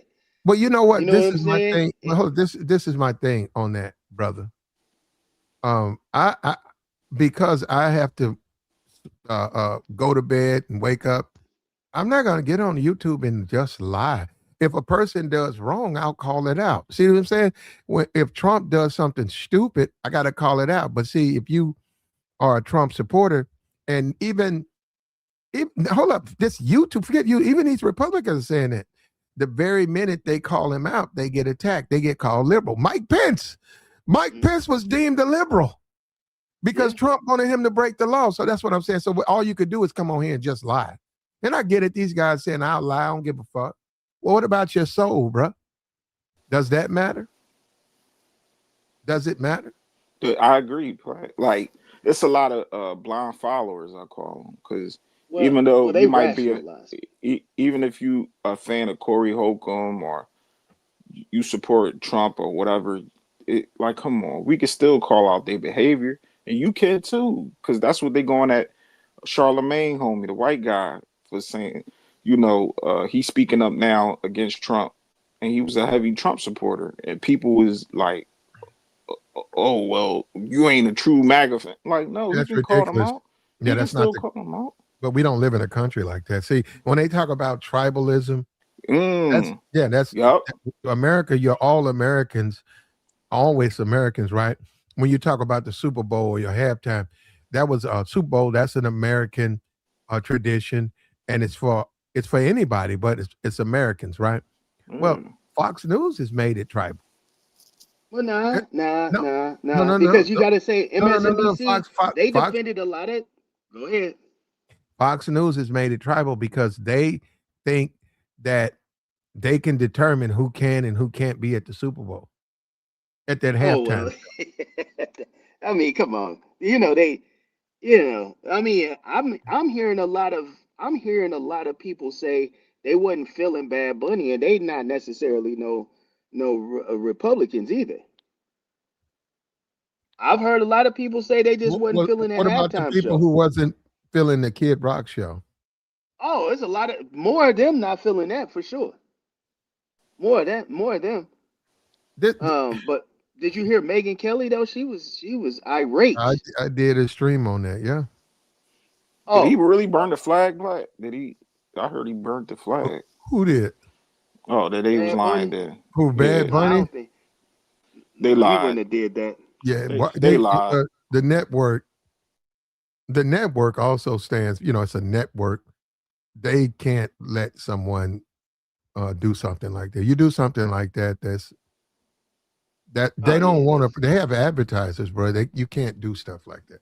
That would have been inciting a riot had he did that at the Super Bowl. But I mean, I do feel a way about the Super Bowl is American tradition. I do understand though these NFL owners want to make it a global sport. That's why I think the Browns and the Vikings are going to be playing in Paris this upcoming season. They got games in London, Mexico City. But to me, people around the world ain't feeling American football like that. I just don't think they are, but we'll see. That's their goal. NBA and NFL, they're trying to make it a global sport. I just I don't think it's going to expand like that. But yeah, it's more so basketball more than football. But yeah, they trying to make it more global. No, it's interest. There's poor. There are teams with. Then, to be honest with you, NFL could get rid of teams in America and expand in a foreign country, and they would make more money. More money. That's the plan, Platt. We don't have a team in St. Louis. We lost 2 NFL franchises: the football Cardinals, and then later the Rams. Yep. But it is a business, though, right? It's a business, and they had support. They had support, but they consider St. Louis a second-tier NFL team because they say the viewership here does not change whether we have a team here or not. So they think that they could get more bang for their buck with a bigger audience in a different city. Need them butts in them seats too. Like, yeah. I think London is going to be the next NFL expansion, probably international. Okay, they might. I think Mexico. I think Mexico too. And the thing about Mexico, because of the population, it's just so many people there, and so many people because of even going back. Forget the cable stuff. Broadcast TV. it would Oh yeah, creep over into Mexico. So Telemundo would have NFL games sometimes. okay, but just Yeah. period. Monday Night Football, period, would creep into Mexico. If you had a TV and you lived in Tijuana, you can see All American TV right there. You don't have to go through a Mexican filter. It was all in that country. And you could But grow up. Platt, That's a lot of Mexicans will tell you that's how they learned the English, from watching TV, growing up watching American TV. They were able to, when they came to America, they were able to speak English. do you think it's going to be a case where it's going to be a lot of American expats moving to places like Mexico, Mexico City, and that's why it will be more of an interest? Or do you think Hector and Esmeralda might gain an interest in football more? Because I do know they like the Raiders by default. They always been Raiders fans. But as far as Yeah. other teams, you think they could catch on? Well, you got to understand the NFL. The NFL has a demographic, and the NFL is never for Hector and the tomato picker. See, I was trying to go. No. I'm saying NFL. That's not their target market. NFL is about money. See, you It's know about what? money. When they talk about when you talk about Gucci, right? Gucci, Louis Vuitton. Why do they exist, right? Why don't they Luxury lower brands. why don't they lower their prices, man? Why don't well, Gucci might have to lower their price, but why do these other designers, right? Alexander McQueen, uh, um, why don't they lower their prices? Well, they don't have to, Right. because they make the product and it's only for people who can afford it. Why does the Mercedes, right? Well, no, let's go with the fashion, because fashion is, anything can be fashion. A car is a little bit different because it's a machine and it has to have a certain value to it. But why don't they lower their prices? They don't have to. They're only for people who got money.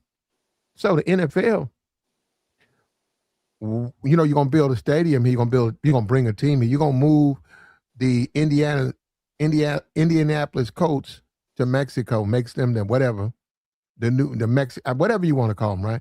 They're going to be there. You're going to lower the prices? Nope. No. Why? Because we're only for the people who can afford the game. And we're going to make our money with TV rights. We get so much money with our TV contract. Oh, the TV contract in Mexico, in Mexico, the TV contract with NBC, hey, we're going to be on Peacock. Peacock, the only channel that's broadcasting the Mexican games. Now, look at what Jay-Z did, right? Or look at what he opened up. Fox News can say what they want. There's a lot of Latino people that are going to support a team in Mexico. Oh, what about Americans? Well, they're a business. They don't really care. And that's what I'm saying. You're not looking. They'll say, okay, well, watch the Cleveland Browns. Watch the LA Rams. Watch the Las Vegas Raiders. But we're going to make money. If we move this team, we're going to invest. We're going to get a stadium built. And then we're going to get all of this StreamYard. We're going to get all this Netflix money. Right now, Amazon Prime could say the official sponsor and host of all the Mexican whatever games. And the viewership, they're getting Latino viewership across the world. Spanish viewership. How many people in Colombia? What's the numbers in Colombia? There's only 360 Americans. Or how about this? Let's go with 300. 300 Americans. 300 million Americans. How many people are in Mexico? I mean, in Colombia. And you tapping in the markets. But see, people don't understand demographics. They don't understand marketing. They just run in their mouth. They own some American first shit, but they hate niggas. Aren't niggas American? Aren't black people just okay? Well, foundational? Okay, well, why do they have a problem with Americans? Okay, you own some American first, but you're a racist and you don't like black people. I'm talking about like Nick Fuentes, like Myron Gaines. Well, not him, but Nick Fuentes, because we know he's a tether. What I'm saying is, the hypocrisy is you're on American First, Fox News, but you don't like black people.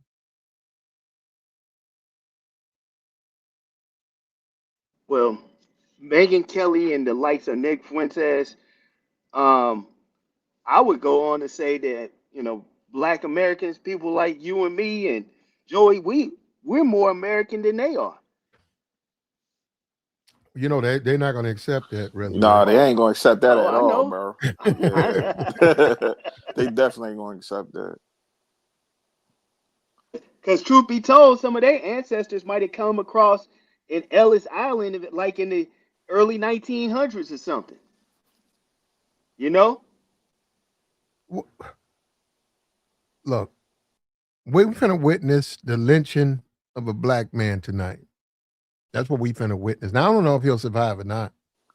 You talking about Corey Putt? Yeah, but my thing, yeah, they're gonna come at him, man, in the chat box and all that. You gotta understand, right now he's in a beef with Anton. So this ain't even about okay, and then and also TMZ. And he's gonna have, I don't know what he's gonna do.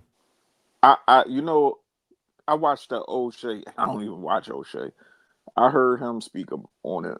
He did a video. He had a good point, man. Corey need a production company. He needs somebody to produce his show, or somebody to sit him down and change up his content. Like, he got to switch it up. He got to get back to the comedy. And it's crazy because he went at O'Shea, and O'Shea actually trying to help him because you can tell he's still a fan. And Corey don't seem to understand that everybody who actually criticizing him have his back. D, O'Shea, even TLA, they was all cool. But in his head, if you not agreeing with me, you against me. And that's dangerous, Platt. To be around a grown man like that is dangerous, because all he gonna do is complain, play victim, and make it seem like everybody is trying to take him down, which is what Corey doing. I've been around guys like Corey. Like, nigga, no, it's okay to say I messed up. Players fuck up too. Ain't nothing wrong saying that. I don't understand why black people don't do that. Black men, especially, because we the main ones talking about holding people accountable. But when we get jammed up, we blame everybody else. Nah, it's your fault. Hold your feet to the fire, Corey. Shit. Do you think he's gonna attack Poetic Flacco? He might. I don't know, but Flacco did put that video out, but he might. And he probably gonna say that TMZ is paying him and they're orchestrating something, but that doesn't Platt, we all know that doesn't mean nothing. You on the internet. I said this a couple streams back. The internet is undefeated. These people in these chat rooms, these people that's donating, they got their opinions, and whatever narrative they know, they're going to stick to it. So all Corey got to do is just apologize. Say, you know what? I done said some heinous things. Okay. Raunchy. It was raunchy. It was dark. I shouldn't have said that. I don't agree with that fully. I ain't did none of that stuff. Mm-hmm. And then just move on and apologize as a man. That's it. Move on. What if he say, and they said, would you tell the same joke now that you told? I heard you say that, Platt. If I was him, I would say, no, I wouldn't. Okay, so then what was wrong with the jokes you were telling? Oh, no, he better say it was something wrong. If he don't, his career over, Platt. He done. He cooked.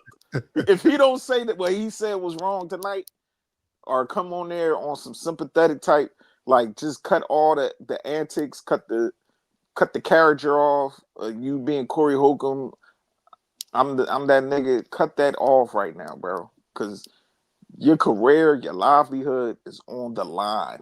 And these people, I'm listening. I'm looking. He'll probably have his biggest numbers ever. Oh yeah, it's gonna be like 30, 40, 50, You might damn have near. 60,000 live listeners. I agree, because everybody talking about it. Well, everybody talking about it, and everybody's interested. Yeah. And what's his response going to be? Joe Budden. Ooh, that's what everybody want to hear. Like, what's your response back to Joe Budden's? Because Joe cooked him. And Craig, you heard Craig response, Platt? Yeah, I saw that. I saw it. It was corny. I ain't like his response back, but it was like, but Craig is also. This is the thing. Go ahead.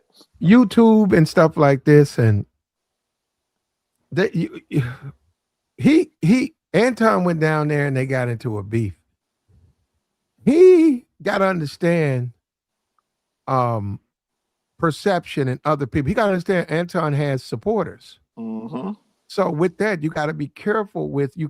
You can't say, okay, I'm gonna respond by talking about his kid.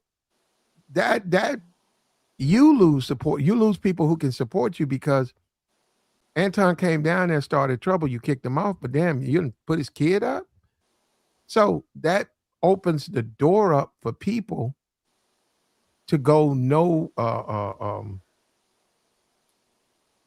burn down the walls or whatever.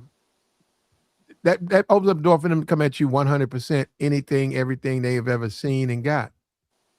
And that's what they did. Then he went at D. Then he went at D. Like, come on, Corey. Oh yeah, you got that. And there, when you're saying the game of chess, right? He's got to deal with Anton, TMZ, the lead, and all. I don't even think they responded to that stuff. Okay, so he did. Joe Budden. Buttons, you got to deal with them. Butts, and I'm saying, look at your enemies. I tried to put it on the chessboard and say, just think about that for a minute. How you beat your enemy at chess. If they get to add pieces to the board. And in my opinion, Joe Budden is a more difficult to defeat than Anton. Because of his rap background. And he's sort of like the Breakfast Club. He's built sort of a Breakfast Club following over there. It's a different group. So I'm saying, just your hands are full with Anton. You got to keep it on Anton. But because you decided to open it up, you got to defeat all these other people. And then you say you're losing gigs now. You're losing shows, your yacht party, show right here. And remember, this is YouTube, Corey. Corey, this is some YouTube shit. YouTube should never affect your real life. You shouldn't lose a job because of a YouTube channel. You shouldn't. That YouTube is YouTube. It doesn't matter. But you've given it life, and now you got another. You got Poetic Flacco now. And he's really no jumper. I mean, his channel is up, but when you're dealing with him, you're really dealing with no jumper. And Platt, now, no jumper is your side of the street, Corey. They are your side of the street. But like I said, you got to get some allies. You got to bring people into the fight. If you can't bring them into the fight, I don't know. I'm watching. I don't know how you're going to be able to win this beef, even though you didn't start it. He escalated it though. He could have left it alone, Platt. Even Anton was doing all that corny stuff, acting tough. Corey just could have played it cool. Like, you see this cornball? He could have just played it cool. Like, man, I'm a man of a certain age. I ain't indulging in that. I already got enough on my plate. You know what I'm saying? But he didn't play it cool. Can try to do it. He can try to do it.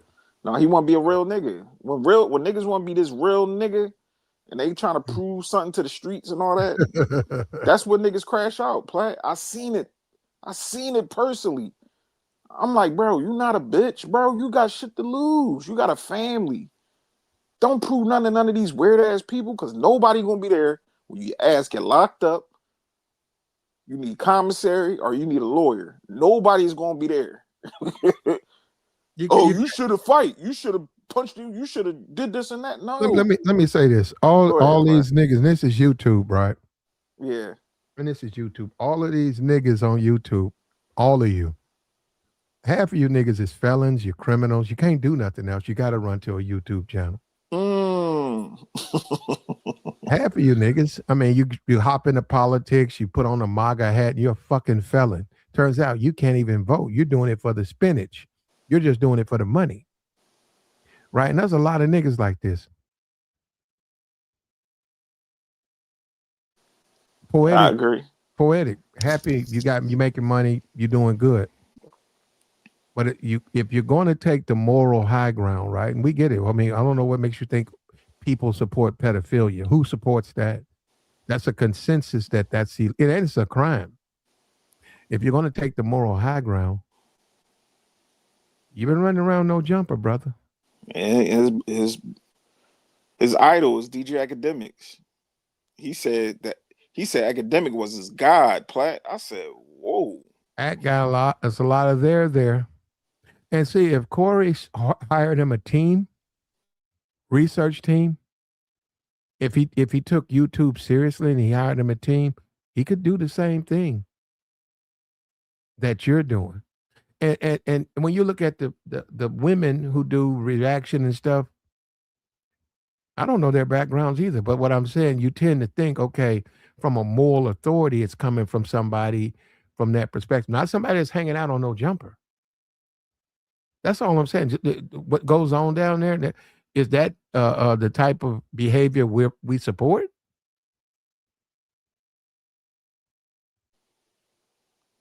Corey shouldn't have won at Joe Buttons, man. He wasn't ready. I'm surprised Joe went right back at him, but yeah, that's a different format of what they got going on over there. Mark Lamont, then you got Mona from my city. Shout out to Mona. It's a different type of people over there. Like, they built for that.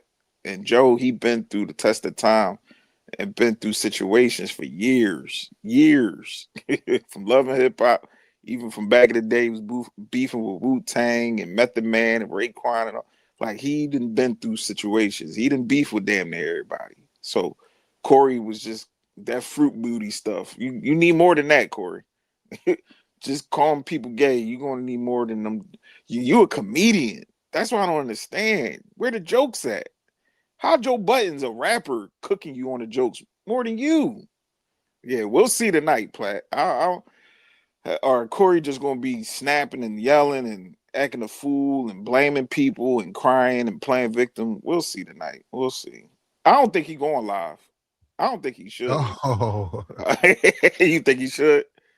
Uh-huh. He got a lot to explain. Them videos is nasty, boy. Them videos is crazy. I'm not gonna post that, American tradesman. Yeah, American Negro.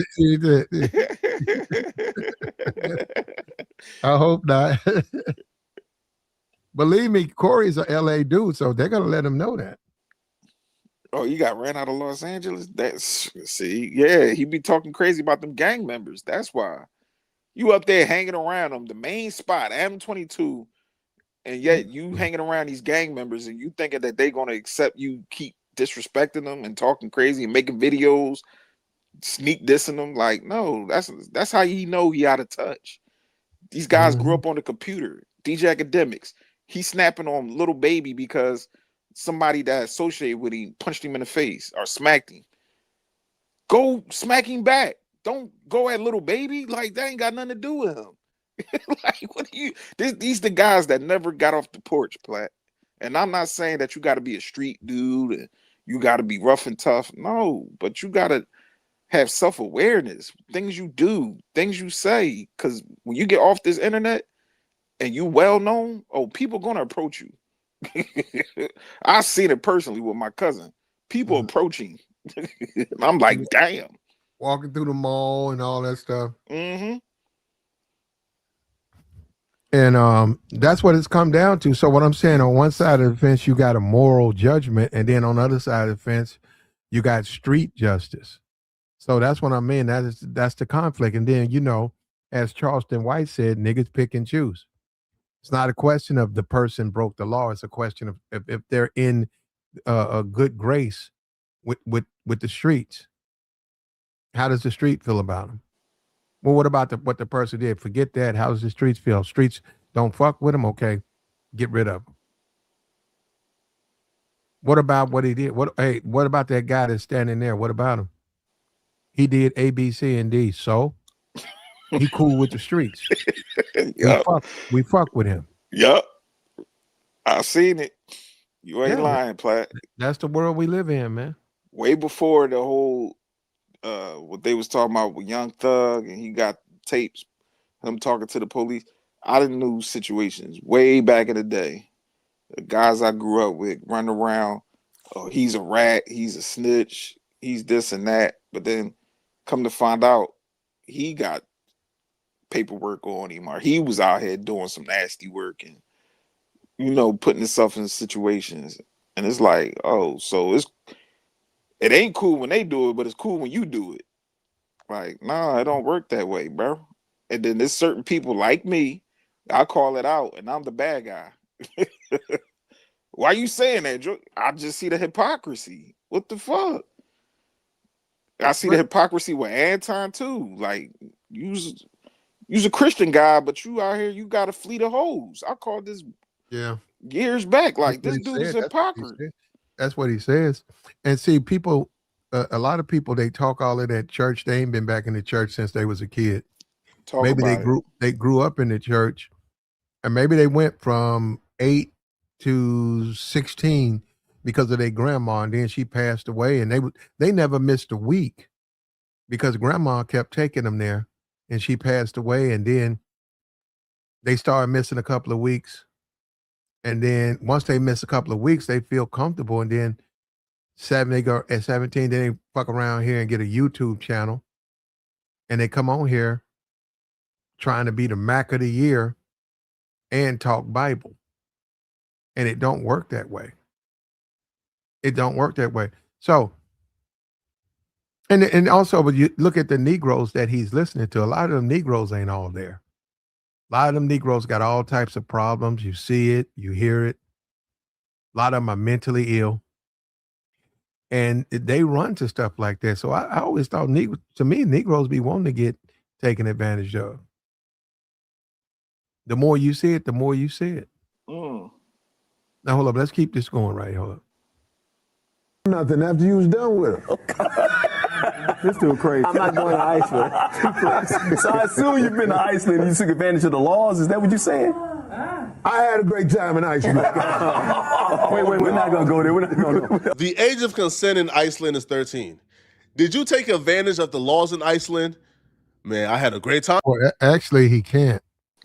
Yeah, because he's a citizen, a U.S. citizen. Yeah, that's People what don't I'm saying. understand that, Platt. I know that's what I'm saying. This dude's up here, and that's what I'm saying. Corey, that's what I'm saying. Look, bro, ain't nothing wrong with making content, but trying to be a moral authority on this subject matter is not necessarily your lane. The age of consent in Iceland is 13. Did you take advantage of the laws in Iceland? Man, I had a great time in Iceland. You know, you just can't give them gifts afterwards. After you're done with them. You can't give him gifts because that will count as trafficking. So he full on admitted that he did what he did in Iceland. Full on admitted to it. Now, a lot of people point to, Corey Holcomb is joking. He's making a joke. But at what point do you teeter the line so much that we got to say, I don't know, bro. I don't know, son. Even how Corey Holcomb talk about young women is disturbing. There was a story on the Corey Holcomb podcast he told about, I think, like a 5-year-old. Right? And this story makes me uncomfortable to this day. This past weekend, I saw this little girl. She had a Welch's grape juice bottle in her mouth. And she was about 5. She had the whole bottle as far as it'll go. Just sucking on it. That's ridiculous. And then when you say 5, how can you make a determination between a 4-year-old and a 6 or 7-year-old? You really, it varies, right? So he said about 5. That means that was a That's very a young. baby. Yeah, damn near. That's damn near. Man, that is. Yikes. Yeah, that's where you can say, how can they even hold up? A 12-ounce soda. How? Because they're so little. How could they even hold that up? And we get it. It's comedy, but still, right? This is weird for somebody to derive comedy from that perspective. That's But, weird as fuck, but brother. where's the punchline though, Platt? I don't think he was this right here with him talking. This ain't comedy. This is him like literally just talking, saying that he seen a little girl sucking on a bottle and thinking negative, thinking sexual about it. Like that's And let me say this: look, Poetic Flacco, if No Jumper, you want to listen to his reaction review, and we're going over that. He's an idiot. You don't make statements about children. He didn't say this, right? Because they're children, and the danger of the people who would deal with minors, the bodies of these guys, because they don't want to go to jail. They assault these kids. They delete these kids, and people find that, and they say we got to clamp down on this type of behavior. So it's not funny. There's nothing funny about it. You don't make jokes about these situations. That's the whole point. It's not. You're deriving comedy at the expense of a child, and that's not funny. And with you're sexualizing a child. That's unacceptable. You can't sexualize a kid. Can't meaning never. never. Yeah. Yeah. So when you look at Trump, and Trump said if his daughter wasn't his daughter, he'd be dating her. He sexualized a underage minor. He did. He said it. Yeah, he did. You have a daughter, right, Joey? Right there, sleep in her room right now. What I mean, just imagine you saying some shit like that. It was like, don't that makes like you wonder, like, why would I even say some shit like that? I wouldn't. That's what I'm saying. And Trump did, and there's no criticism. Yeah, you could criticize Corey Holcomb. Go ahead, criticize Corey Holcomb. But are those same people, and they're not going to say anything about this Epstein file and Trump? They ain't. They're not, because it's money. They the white man's money, the white supremacist dollar. They going for that. They ain't gonna say nothing about it. And most people didn't even take the time out to read the Epstein files, or the people that they alleging, or the people like you already know Bird earlier with Jay-Z. No, it was people that was calling, making allegations that was wrong, saying that Jay-Z, Eminem, and Pusha T back in 1996. Come on, Platt. What would Jay-Z and Pusha T like? Why would these guys be with Epstein in 1996? You think he wouldn't hang around Jay-Z? Like, come on, man. But this is what I'm saying. People hear something, or they make up a narrative, especially on the internet, and I know how it is. The lie is more entertaining than the truth. But it's like people just run off and just go with it. Oh, he was dealing with young women. He was dealing with Aaliyah. He was dealing with... No, he wasn't. Foxy Brown and all the rest of these women. No. It came out that everything was a lie, and then now everybody... No, you see, y'all caping for him. No, you can't just go off of just allegations with people. That's dangerous. That's really dangerous. And people don't seem to... Because you wouldn't like it if it was done to you. Somebody make an allegation about you and they don't got no proof, then you be ready to cry wolf. Don't do that. But this right here with Corey, I'm not saying that man did anything, but just by him making them jokes and saying certain things and alluding to certain situations, it's nasty work, bro. Like, it is. And he gotta... I don't know how he gonna clean this up, Platt. I don't know how he gonna clean this up. The jokes, the jokes gotta stop. That's you clean it up by not making a joke. Yeah, the jokes got to stop. Don't make no more jokes. Just apologize, be sincere, because I'm telling you, Corey Holcomb, he losing gigs now. His career is honey bun done. He gonna be right back in Chicago. He better get a CDL or figure something out, because he ain't nobody gonna book him. Ain't nobody gonna have him on a TV show.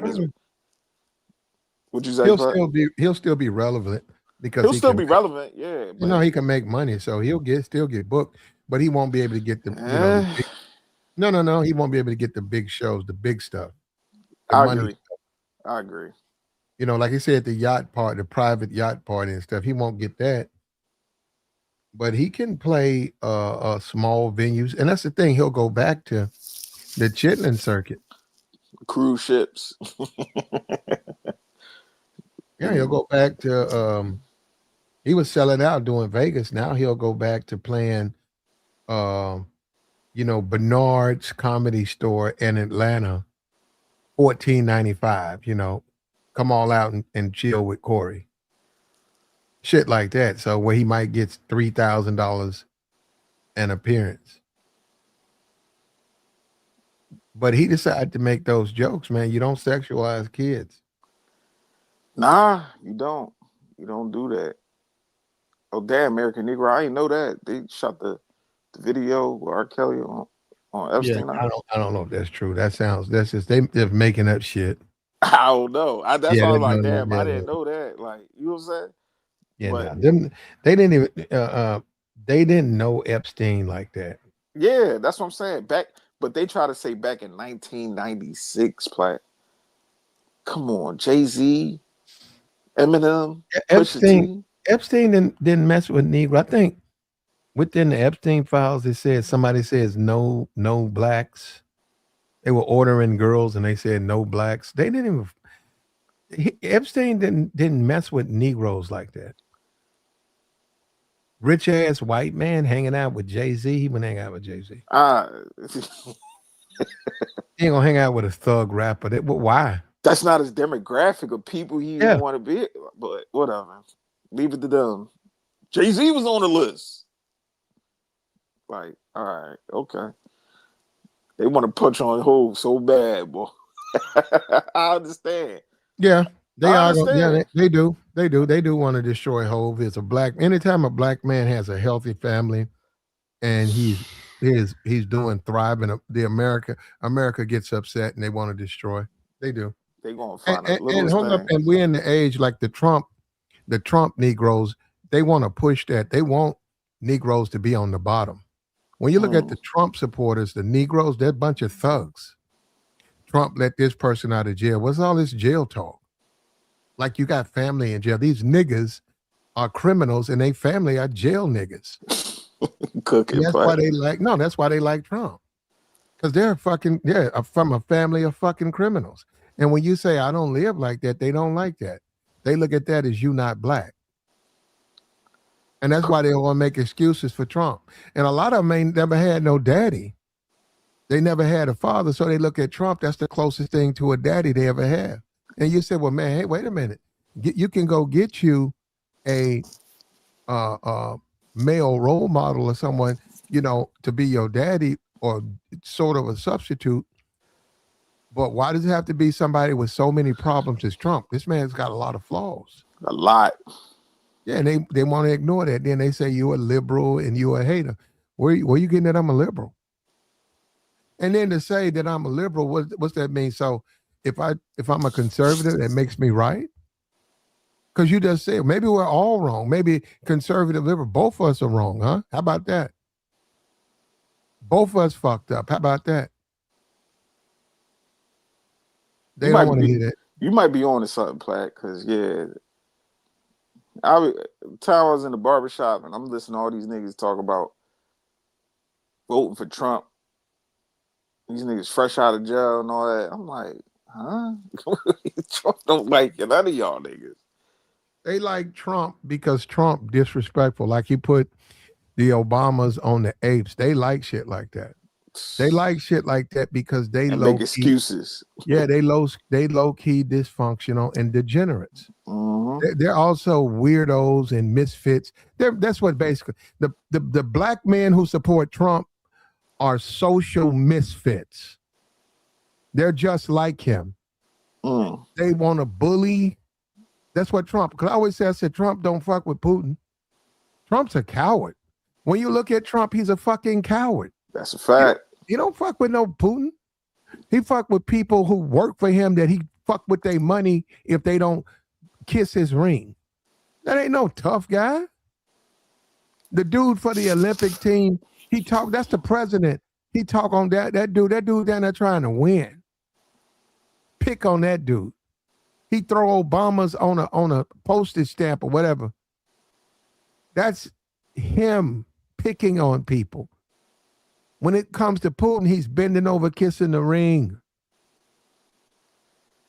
Doing everything he can to stay in good graces with Putin. This is a coward. And then you got grown-ass men who co-sign that because they're cowards. They're a bunch of fucking bitch niggas. And you know what? When Anton did that, I know what he is. I know what Anton is. I know what he is. Thank you, Corey. Corey, I can't support or defend anything you said that's ridiculous like you've been doing, or as far as all that underage and all that stuff. But what you did to Anton, you bitched him up. He needed that. He needed that. He been running around here like he on that, like he that nigga. He been acting like that. He got what he deserved. Niggas up here talking about some Kevin Samuels. All of a sudden, they know Kevin Samuels. He was a pussy nigga for years. He got a little YouTube money. He started tricking. So a lot of women fuck with him. He was spending bread. That don't make you a player. Ain't no real nigga on YouTube fuck with a nigga like Anton. Them bitch niggas. And I've been saying, I'm the only nigga who be saying this shit. Give a fuck about these niggas. I'm not trying to hang out with these niggas. I'm a real nigga. And one day you niggas think that they found me. You ain't found me, nigga. Pussy nigga looking for it. What kind of nigga is that? Looking for another nigga face to do what? So you can jack off? Fuck you want to see me for? Pause. Nigga talking about flat. Come to my chest. Nigga, fuck you. I knew that. I said these niggas think they playing with somebody. I ain't no bitch. Nigga, I'd never come to your shit. We 2-3 years in the game, you stupid nigga. You stupid nigga. You thought you knew me. You don't know me. I'm a real nigga. Come to my channel so they can attack me and mute me and lie on me. No, nigga, come over here. See, my doors are wide open. You saw Truck over here. You seen Truck over here twice. All you niggas, come on through, nigga. Let's see who the real tough guy. You ain't gonna come over here. That's real talk. Pull up. Pull up, nigga, anytime. The doors are wide open anytime. Come on. They're not going to do it. I said to Anton, he ain't coming over here. I said, that dude ain't going to come over here. You know why? Because we're going to challenge him.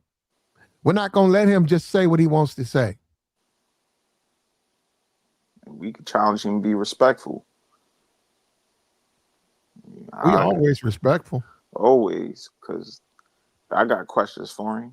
It ain't even necessary got to talk about his family and all that other shit. I never do that because his family don't have nothing to do. Nothing. Why would I say something about a child? That's ridiculous. And look, you don't know me, Anton. I'm 100% Team USA. But see, I'm an American in a way you're not used to. I don't know nothing about your kid. But if your kid can go on and fall in the steps of Simone Biles and bring back medals, I'm going to support, 100% support her accomplishments and achievements. And I'm proud of her. And salute to you. But see, you don't understand. The only reason I'm saying it, because you be on these YouTube channels like you some type of tough-ass nigga. That's the only reason I said it. I said that nigga went out there and got his ass punked. That's all I said. No, that's real shit. He's like, why this nigga talking about? Bro, I ain't talking about you. You went and did that. You did that. It would be no different if I went out there and did that. I'm on YouTube talking like I'm that nigga. I'm King Kong. And niggas see me running. They gonna say you sending a mixed message though. Or I'm a nigga who talk about once I get some bread, I can get women. Joey say, hey, yo, man, where your girl at? You said, nah, man, right now I'm in it. Right now I ain't got no steady. And then the nigga said, well, he said, I got this money now, man. I'm gonna get the Joey's like, what you talking about? What it got to do with the money? Exactly. Exactly. Yeah, that's what I said. That's how these niggas, that's why. So that, hold up, you want to know why? That's why I didn't like you. Because of that shit. Other than that, I actually agree with your actually I listen to more Anton than Corey. That's the crazy thing about it. As far as the content, yeah, he's not a bad content creator. I can honestly, even though I don't care for Anton, he's not a bad content creator. You know what I'm saying? His own little section he got over there, and they had them discussions and stuff like that. It's not bad. It's actually good. You know what I'm saying, Platt? But he got this, like I said, identity crisis where he want to be a Detroit nigga. Like, no, bro, you a happily married Christian guy. Be that. Why you want to show off the rollies? And this nigga got my favorite car. He got a Impala, the old Impala SS. Like, come on, bro. Like, that's not you. Be the regular guy. Be the family man. You got a beautiful family, wife, child. Well, I look at it from this. I say healthy, Joy. Healthy. That's most important. Like, you got healthy kids, man. Right. You got a healthy family, because we already know the health. You can have a family, but if they ain't healthy, you know what I mean? You're right. You absolutely right. Platt. They can look like, I don't know, that's all subjective, but they can look a certain kind of way. And like I said, it's subjective. So forget what they look like. They're healthy. Yeah. And that's all. You should be committed. I didn't agree with Corey. Look, let me tell you something. And Negroes only hear what they want to hear. I never agreed with Corey when he put that child on that picture. And in my opinion, they didn't agree. The people on that stand did. And this is what Joey gonna attack me, Platt. You already know about it. No, go ahead, Platt. Go ahead. Finish up. Go ahead. I didn't agree with that. Now she is Darlene is an employee. Okay. Now I think that now it was do business. Darlene's an employee. It was me too. It was me and do business. Go ahead. But I can see where you guys are making a case. It's inappropriate, Platt.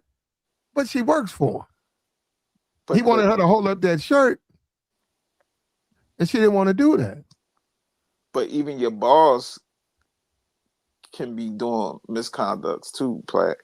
And that's why bosses can get in trouble. Bosses can get in trouble too, right? On how they treat their employees. Mm-hmm. And people get sued for punitive damages all the time. Keep playing. And Joey, I like the way niggas be using my words. I even hear the big podcasters say it. Hey, Platt, I'm hearing people say what we be saying over here too. I'm starting to peep that. You see that? You see how they do that to me? They be listening to it. Jail talk. Come on, man. You niggas want to say that. They've been doing that for a long time, Platt. I heard something. I was like, I heard a motherfucker say sideways. I know where I got that from. That ain't no common in the get. No, it's not. And then when you start talking about old black people, right? Yeah, I was raised by old black people, like in their 80s. So I know that niggas, y'all don't talk like that. I know what I'm saying. Talking sideways. Yeah, I heard that from an old ass black person. There were no rap songs. What up, Free? What up, bro? What up? I'll grant them though. Now I'll give them. My thing ain't even got nothing to do with this. Look, y'all need to support a nigga, man. Y'all fuck with me. You listen. Why don't y'all want to support? Y'all take what we say. You take what I say, and you run off with it. Then you hate on the nigga. That's fucked up. Hey, that's what happens, Platt. And I know, and I said, man, my whole brother thing, I said, I've been doing that to interrupt niggas. I said, I watch niggas now, they be brother. And I said, what the love at? They don't give me no love. Box, they don't give me no love. Not shit, I've been around here so long that 40% of this YouTube shit is platinum. 40% of it. These podcasts, they can't go like me. I could go 3-4 hours. These niggas can't do that. I can cook for 4-5 hours on this motherfucker. These niggas can barely get 15 minutes. But that's all right, though, man. In a place where the bar is low, all you got to do is come on here and talk. These raggedy niggas ain't finna give you no credit, man. Hit my cash app. Hit my Venmo. Hit my cash. They can say that though, right? They can say that 15 times a minute. Yeah, then and even if you call them out on it, they'll make up a story or something. Man, we was saying that before I even came on the internet, man. We grew up saying that. Like, nigga, no, you didn't. Exactly. No, you didn't. What you like, 30, 40 years old? Well, nobody's saying that shit in the 80s. Bro, and I'm not even good at this shit. Okay, I gotta say that first. There's niggas on here who wanna be me. I've listened to them. I said, damn, the motherfuckers damn they're trying to recreate me on their stream, but that's fine. And it's not even talk your shit, Plat. No, because Free Zone done heard him. See, that's what I'm saying. See, you know what, Joey? The reason you're saying it because you've been around here long enough and you listen to other content creators. So you said, whoa, wait a minute, because it started to show you that said, wait, where this coming from? Oh, I hear. Picking up the lingo, picking up our talking point. I'll be like, hold on. I said that shit the other day. What the fuck? Even with the whole Corey situation, I'm like, this nigga repeating everything I just said. Now, you can say great minds think alike, but but I'm not a content creator. I come here and chop it up with you, Platt. And we, we don't have a dog in the fight. I'm gonna say this again because that's why I don't like. I don't even mess with. I actually listen to more Anton than I've ever listened to Corey. I don't care for his sense of humor. Right? And I've said that, go listen to my streams.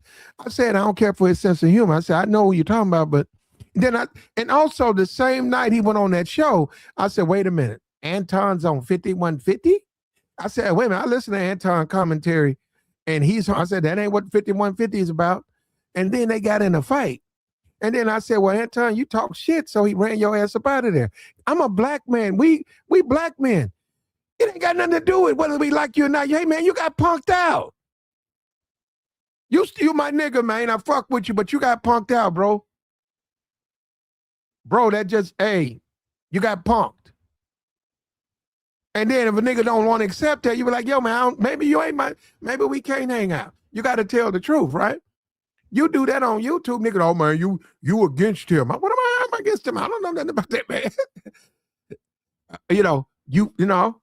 And I'm not against Corey, but Corey, this is going to be a master class in overcoming adversity on social media. I got my notebook. I'm pulling my seat up front. I'm the first one. I'm sitting up there. I'm sliding my seat. And we're going to watch you conduct a master class on how you come back from those comments. Good luck, man. I'm listening. Platt, name a nigga who's come back from those comments. I'll wait. Nobody, man. Well, first of all, I ain't heard nobody make comments. A 5-year-old child? You talking? That's what I'm saying, bro. I ain't never heard a nigga do no shit. That's what's funny about that. It wasn't nothing. Where was the punchline? Nothing. It wasn't a joke, man. Exactly. It wasn't even said like a joke. Yeah, I don't know. So he's a comedian, doesn't work here. There's so many reasons why it don't work. I don't want to hear that shit. That's a good point, Free. You gotta tell me what was funny. And I'm not even offended by it. I just think it was a very stupid thing to say. Like, yo, why would they're just certain Platt, certain combos should just not be combos on the net. Period. Oh yeah, Free Zone. I'm not saying it will change anything, but if he comes out and publicly said that was a very stupid, irresponsible comment to make, I always defer to the safety of kids, and I made a mistake, and I want to continue to do my platform, but I made a mistake. If he does that, it's a possibility he'll be okay. But then again, I don't know what I'm talking about. He might stand on it, and the people the numbers, he might have 100,000 next week. Because I don't know. You gonna play victim? That's all. Here's the problem, Platt. I agree with you that he should do that, right? But typically, what happens after you apologize is that it always gets worse for you, regardless of what it is. For some reason, apologizing makes things worse for people's careers, even if everything says that they should apologize. It's usually the people who stand on it that they go through a little bit more scrutiny, but when it's all said and done, they still have a career at the end. It'd be the ones that apologize that their careers just nosedive and everything go dark. You don't hear from them no more. You cannot. This is indefensible. No, I'm not saying that he should defend it. No. I'm saying this is indefensible. So you can't stand on this. There's nothing you can do. This is indefensible. Right. So you would either apologize or say nothing. Oh. That's what I'm saying. But to defend it would just make it worse. But also apologizing for it would also make it worse. So he would have to either have to apologize for it and take whatever comes with that, or just not say anything at all. That's what I'm saying. Okay. Either way, it's in every scenario that you lay out, it's going to be bad for him. But I'm talking about in the sense of mitigating the damage. Like we just said, bro, like very few people come back from stuff like this. Like he's already getting shows canceled, and rightfully so, man. Like, and I think that's what people, real quick, Platt, because I was explaining this to a couple of goofies the other day that didn't understand this concept. Because they're all like, yo, why y'all all on Anton? Why y'all always why y'all focus on Anton? Why aren't y'all focused on Corey? Why aren't you judging them by the same standards and all this other stuff? And it's just like, because they're not the same person. They're not the same. A self-righteous hypocrite is not the same as a self-owned dirtbag. And yes, they should be judged by the same standard, but they're not going to fall under the same level of scrutiny. Period. That's just never been how it works. But as we see now, Corey is getting his comeuppance. And it's at this point, it doesn't even matter how the original altercation happened. It doesn't. Because we here now, you know what I'm saying? Like it don't even matter who bitched who when they first met. That shit don't even matter no more. Corey, you saying some wild shit. Anton, you crying about like, bro, this shit. It's the snowball effect. It's like, yo, who is losing worse at this point? That's what it's like. They're racing to the bottom at this point. But I hate to do this to Corey, because actually, Corey, I'm glad you bitched Anton up. You ran him out of there, and I'm glad you did everything you did. Why you keep saying that, Platt? Why you keep saying he bitched you up? He did, because he ran out of there. He said he was leaving anyway. No, he wasn't. That nigga was running. He got up and said, "Man, that nigga wasn't leaving. That nigga was running." When you tell a nigga to his face that you ain't tough, you still sit there and want to talk. Ain't nobody fronted Anton. Anton got YouTube niggas thinking he tough. Neither one of them tough to me. No, Anton got YouTube niggas thinking he a real nigga. He a real player. I mean, that's dumb. Hold up. He at the bitch. That nigga ain't at no bitch. That nigga paying the bitch. Uh-oh. What? Yeah. And he ain't no tough guy. He got bitched up. Now, I'll say all that, but I'm saying all of the stuff that Corey said. I'm gonna talk about his kid, and then I'm gonna make a t-shirt. I don't agree with that, because to me that's bad karma. To me, that's karma that's gonna come back on you. Hey, Platt. Hold up. Go ahead. And I did in my stream. I was talking about, because I'm looking at the stream. Poetic Flacco did the stream. I'm looking at the stream, and I said, wait a minute. Some of these niggas are just performative. Some of these niggas being performative. Because, like, nigga, you down there with social media. I mean, you down there with fucking Adam 22, and all of a sudden you got the moral authority. And a nigga came back there and said I was defending Corey. Where you getting that from? Man, you got to be, look, brother, it's a reason when people get married, they get married. They don't get married from the garbage can, man. They don't get married from Joe Schmo. You want the person who marries you to be of a religious structure, whatever you believe in. There is a reason the person is in charge of a mosque. They don't just say, hey, you can be in charge of this mosque. You can say anything. You got to practice what you preach. That was my thing about it. And I said, man, this is crazy. Man, you know groupie niggas be the worst, Plat. The worst. The worst. But Platt, I got a little pushback, Platt. I get what you're saying that Anton ain't that the bitch. He trick ass nigga. Well, Corey Holcomb is too, Platt. He's Trick Master Flash. Like all he talk about is dealing with destitute women, poverty, low grade women, and paying for coochie. That's all he talks about every day, all day. And it's getting really redundant and stupid. Like, all right, bro. You get bottom of the barrel woman. Okay. Like, all right, Corey.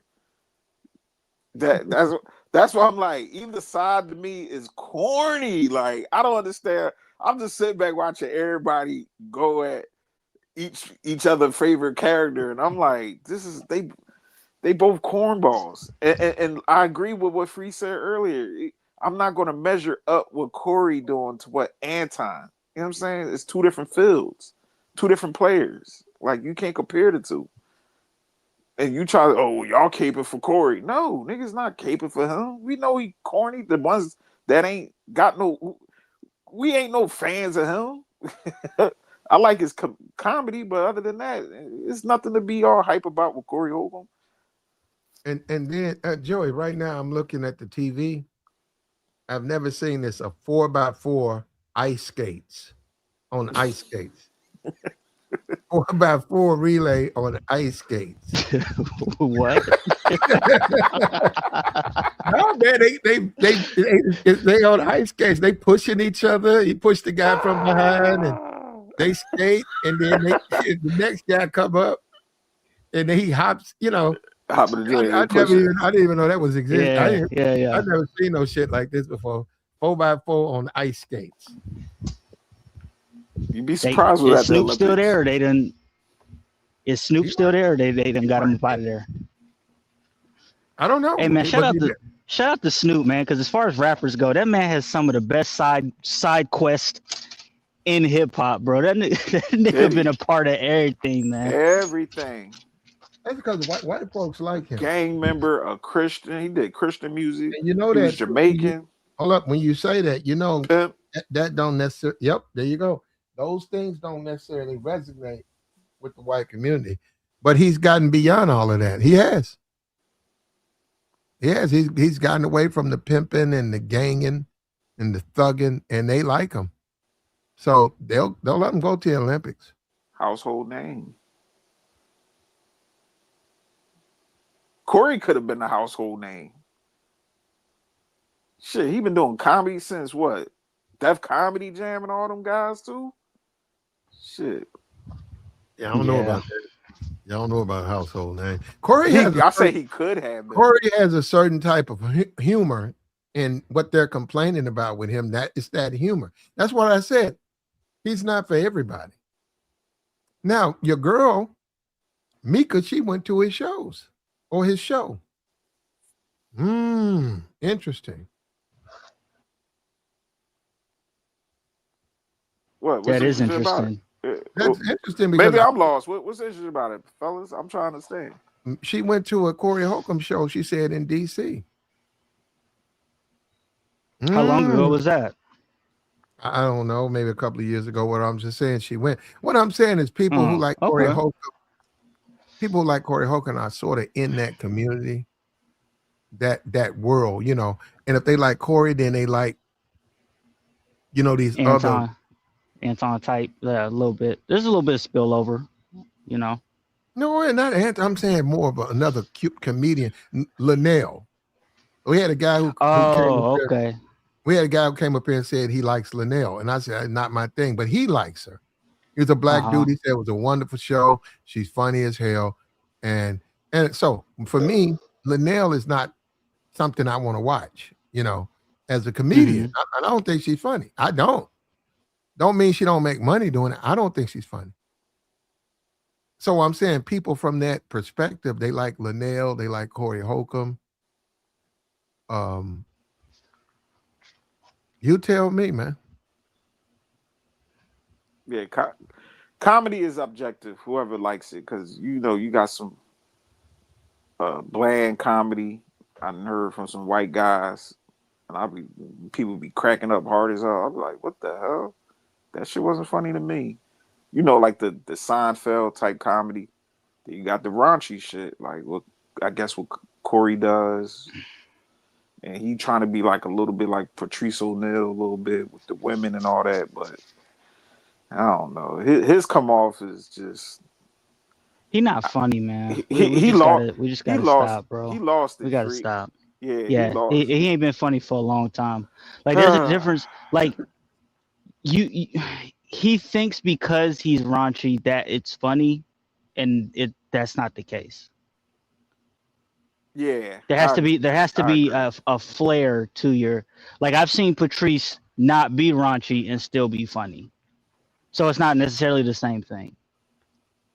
But this like kind of shock jock humor, it's only shocking if it's funny, but it's not funny just because it's shocking.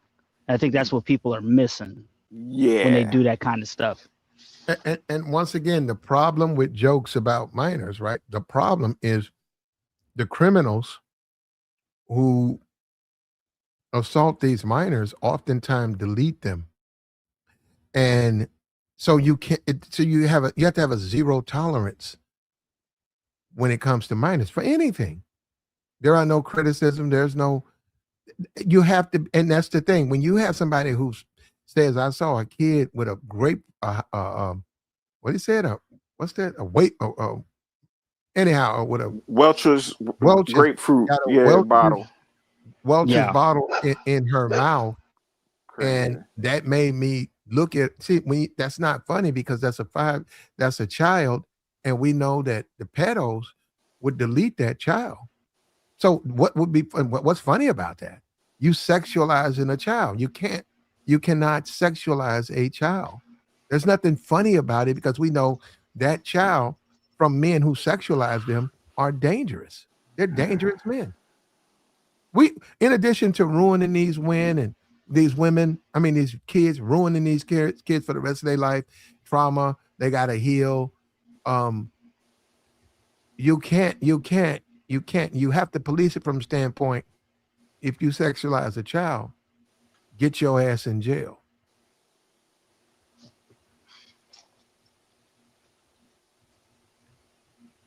He talked, so that's what I'm saying. Corey jokes.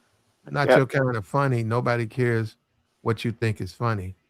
That's why I said I don't know what he mean by that. What does it mean? Nobody cares what I think is funny. Well, you're right. I agree with you. Nobody cares what I think. I agree with you on that. You don't have to. You can take that it's funny stuff off. Just put a period right there. Nobody care what I think, brother. But that's what I said. Hold on. Let me do this. But you care because you over here listening to me. Don't do that, Platt. Don't do that, man. Clearly you care, right? I'm not listening to you, but you said nobody cares what I think, but you over here listening to me. Cause I ain't gonna lie, Corey back in the day with the whole when they had Zoe Williams and they had the other old head, Bobby, if I think his name was, it was funny. You know what I'm saying? Had the intellectual, had the old head, had D. I liked it back then, but then after he did what he did to Zoe, I kind of tuned out. So I was like, and then I tried to get it, bro. He had little sayings here and there that was funny, little clips, but I stopped watching Corey. But then when he went on Cam Newton, that's why I was like, yeah, Corey, you not funny. And I pay for vagina from women that's in poverty. And that's the problem with that, because that's looked upon as sexual deviancy. And we see that with Floyd, right? Uh-oh. See what? Okay, this is the thing about sexual deviancy. Okay, a guy who will pay for box is a sexual deviant. as they descend into that world, they want to get different experiences. So Floyd said, I only date studs. That's being a sexual deviant. He's attracted to a female that wants to be a man. I believe 100% Floyd, if he's not gay by now in a Brazilian prison, he was a gay. He just was afraid he didn't want to deal with it. Oh, goodness. When you start talking about children, right, that's sexual deviancy. That's a deviant from the social norm. You are deviating from the sexual norm. You're dealing with minors. That's a sexual deviant. When you go down that rabbit hole, it opens you up for all of that stuff. And that's why people want to control it, because they say, if you want to smash your woman and you want to put her in this position, you want to do it like this, you want her to smash you in the airport bathroom, they consider you a sexual deviant. Now, is it illegal and stuff? But they say you're taking a departure from societal norms. Societal norms is missionary. Societal norms is you only get married, you only have sex if you're married. All of this stuff is societal norms. That's why when you start telling these jokes, they so far afield that you do have to wonder about, why would you say that's a 5-year-old? Come on, man, you fucking nuts. It's a child, man. A parent at the airport who's feeding their kid and then picks their kid up and puts him on their knee, you attach sexual meaning to that. That's legitimate. There's some criticism. That's criticism there. There's no way you can't defend that. There's no way you should even. And then if you thinking that, yeah, you're some shit, that's alarming. Did you hear? So apparently Craig, they was questioning Craig about that stuff. I guess he been doing like a bunch of live streams lately. Yeah, I saw that. I saw that earlier. Yeah. Yo, that man is an idiot, man. I don't care what the intellectual whatever. Like, that nigga dumb, bro. Talking about if my man's is messing up, who am I to tell him he's messing up? Like, what do you mean, bro? Yeah, Craig. He's like, that's what hoes. He's like, that's what hoes do, and I'm like, what? But y'all don't give. Then he was acting tough. Yeah. No, what y'all don't give 5150 is what they are. Y'all just okay. What are they, Platt? They street them. They not no in and out of jail niggas, but they fuck with a lot of niggas like that. They do fuck with a lot. No, man, they fuck with a lot of street niggas. They do. And their comedy is aimed at that side of the community. They sell out shows. They be in a lot of street niggas being there. Niggas had their bitches in there. Plant, these are men of a certain. Come on, man. You know what? But hold up, that's on them. These are men of a certain age. This street shit that you saying, I understand, Platt. No, he's saying that I ain't gonna correct them because that's what hoes do. That's how they think. You guys act like that's something these are new. Older men. These are not men that's. They continue that. What you think niggas stop being thugs and animals when they turn? I agree, Platt. Maybe they do need. Yeah, they got an AARP for thugs. They don't grow out of that. You right? No, you right, Platt. I agree. No, but my thing, Platt is you telling me right now that street niggas don't correct other street niggas? Oh, like my point exactly, Free. If we're all not on no moral shit. Yes, they do. Yes, not the hell they do. Moral shit on some moral shit. When you got niggas, they laying niggas down. Now they on some moral shit. No, they don't. If they have a justified reason why they laying that person down, that's where the moral part come in too. Now, even when they hit up it used to be the rule, no children and women and all that stuff. But now it's just chaos. Like, okay, I give you that, Platt, but no, street dudes do check each other. Don't get that twisted. Nicky Barnes done checked a couple people for what I heard. On some moral shit. It's depending what you consider they moral. Don't do it on that, bro. Anything goes in that lifestyle. You know what? Don't do the lifestyle. Hold up. When you start talking about jail niggas, and I'm gonna let you guys go. When you start talking about jail niggas, look at the things that go on. We got Fleece Johnson out here. You think Fleece Johnson is in any position to be a moral authority on anything? Thank you. Go ahead. He don't try to. He doesn't try to, but I get what you're saying, Platt. But no, I'm just saying these guys. All I right, wouldn't put Corey in the Booty Warrior in the same category. But go ahead. Go ahead. I wouldn't either. But my thing is, I'm just saying that these guys that hold everybody. So you get to hold everybody else accountable, speak on everybody else, but when it comes to yourself and the people around you, can't nobody tell you nothing, Platt? Is that right? That's what you're saying? He can speak upon everybody else situations. Like he talked about D's situation. He done talked about the guy Marcus. He done talked about all his co-hosts and what they doing wrong. He exposed Zoe. The video's still out there. People can literally go back and see what he said to Zoe and put his business out there. But when it come to Corey, oh no, you can't hold him to no standard. That's where even what Anton was saying, that nobody around him can tell him about himself. Nobody can give him no pushback. Okay.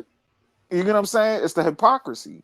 He get to talk about any and everybody, what they doing wrong, how they acting, what they saying. But when it come to him, oh no, you can't say that about me. No, they only want a piece of you. They don't want the whole. Yeah, I don't. That's what I'm saying. I've seen plenty of I don't want street to be niggas around check nobody other like street that. niggas on shit. I've been around them. Here's the other. Yeah, I have too. But here's the other thing. Go ahead, bro. Okay, but here's the other thing too, right? Craig got his own code, right? So why are you laughing and kikiing if your code is like, even if you don't check them, right? Is that to laugh and joke and stick around makes you complicit in whatever code is a 5150. You don't say that you don't agree with it. You don't say that. So you laughing at all the pedo shit, but we're supposed to believe that you have some kind of code. Like you have some kind of code. Either way, you compromise. Either way you slice it, you compromise. So even if you say, who am I to tell this person what they can and can't do? My question is, who are you to act like you have some type of moral authority when you sticking around for the bullshit? Exactly. Okay, well, the thing you contributing to it. The thing on Darlene and Craig is they really casualties of and this is why war. Street niggas lose on the internet. This is why. I literally said that earlier. Because the street game or the street nigga game, it's a physical game. You can see all of these rappers now who are discovering social media. They're doing it for their money, but ultimately they are street niggas. They're jail niggas. They look at the world from a jailhouse reality, right? So they always want to put hands. They look at it as, I'm gonna put my hands on this problem. I'm gonna hurt when I see you, nigga. When I see you, that shit. They don't work on social media.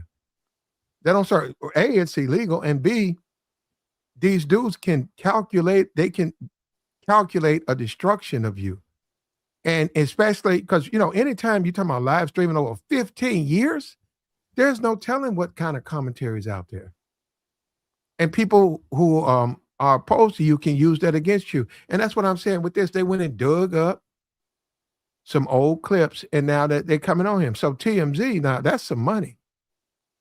TMZ, Anton, Joe Buttons, my fault, Joe Buttons. If I was Corey and I don't know him, I would have said, well, man, don't respond to Joe. Well, don't bring up Joe. I know on his podcast he brought you up and he said some stuff, but you still got to deal with this Anton. And then Joe Budden would have never been brought into the fight. He brought Joe Budden into the fight. He did that. And I said, okay, to look at it as a game of checkers, chess, right? Look at it as checkers. Do you win by eliminating the pieces or by adding pieces to your opponent? I don't win if I add people, but stop adding peoples to this beef. No, he said bring it on, play. He said he taking on that. He going at everybody. He O'Shea, said, lead attorney, Joe Budden. Yeah, it's getting nasty. That's Darlene. He shouldn't bring lead in it because he don't understand lead's subscription composition. So Lee's a little bit different. So his outreach is going to be a little bit more educated, upward mobile brothers. Well, guess what? What's he? But then again, in Corey's defense, that's not necessarily going to a Corey Holcomb show. You know what I mean? It's not really. So It's not, but he had him on his show and they had conversations. And oh, that's why he did it. Okay. Yeah, and Lee even gave Corey some pushback when he was on the show, certain things that he was saying. Like Corey just won. Yes, he won yes men around him. That's point blank period. You can tell. He don't want no pushback. You gotta let the streets go. And that's the thing about it. If you're in the streets, we get it. But you're not in the streets. Corey has the potential with the numbers he's doing to make generational wealth from social media. He's got to get away from this. I don't know. Now, I'm not his advisor, but he needs to reach out, man. He's got to understand his popularity has made his channel. It's not just a YouTube channel now. It's a small business. So you got to understand, you know, it ain't no anybody can get it mentality. You got to let that go, man. And anybody who will come at you with the anybody can get it thing, you got to say, man, you don't give a fuck about me, right? You want me in the streets. You want me homeless. What the fuck you mean? No, anybody can get on this platform. No. Because I got to conduct this according to the rules. And that's why I'm saying about that picture. I'm like, even if you could get away with putting that picture up, you still shouldn't put it up because it's inappropriate. It's poor taste. And in my opinion, this is karma. Coming back on him. Go ahead, brother. I'm starting to think that Corey should have teed off on Anton. And this would have been went a completely different way. Because now people are looking at him as like he food. Especially when you compare that to the clip that we see of you punching a chick and we ain't never seen you put hands on another dude. Yeah.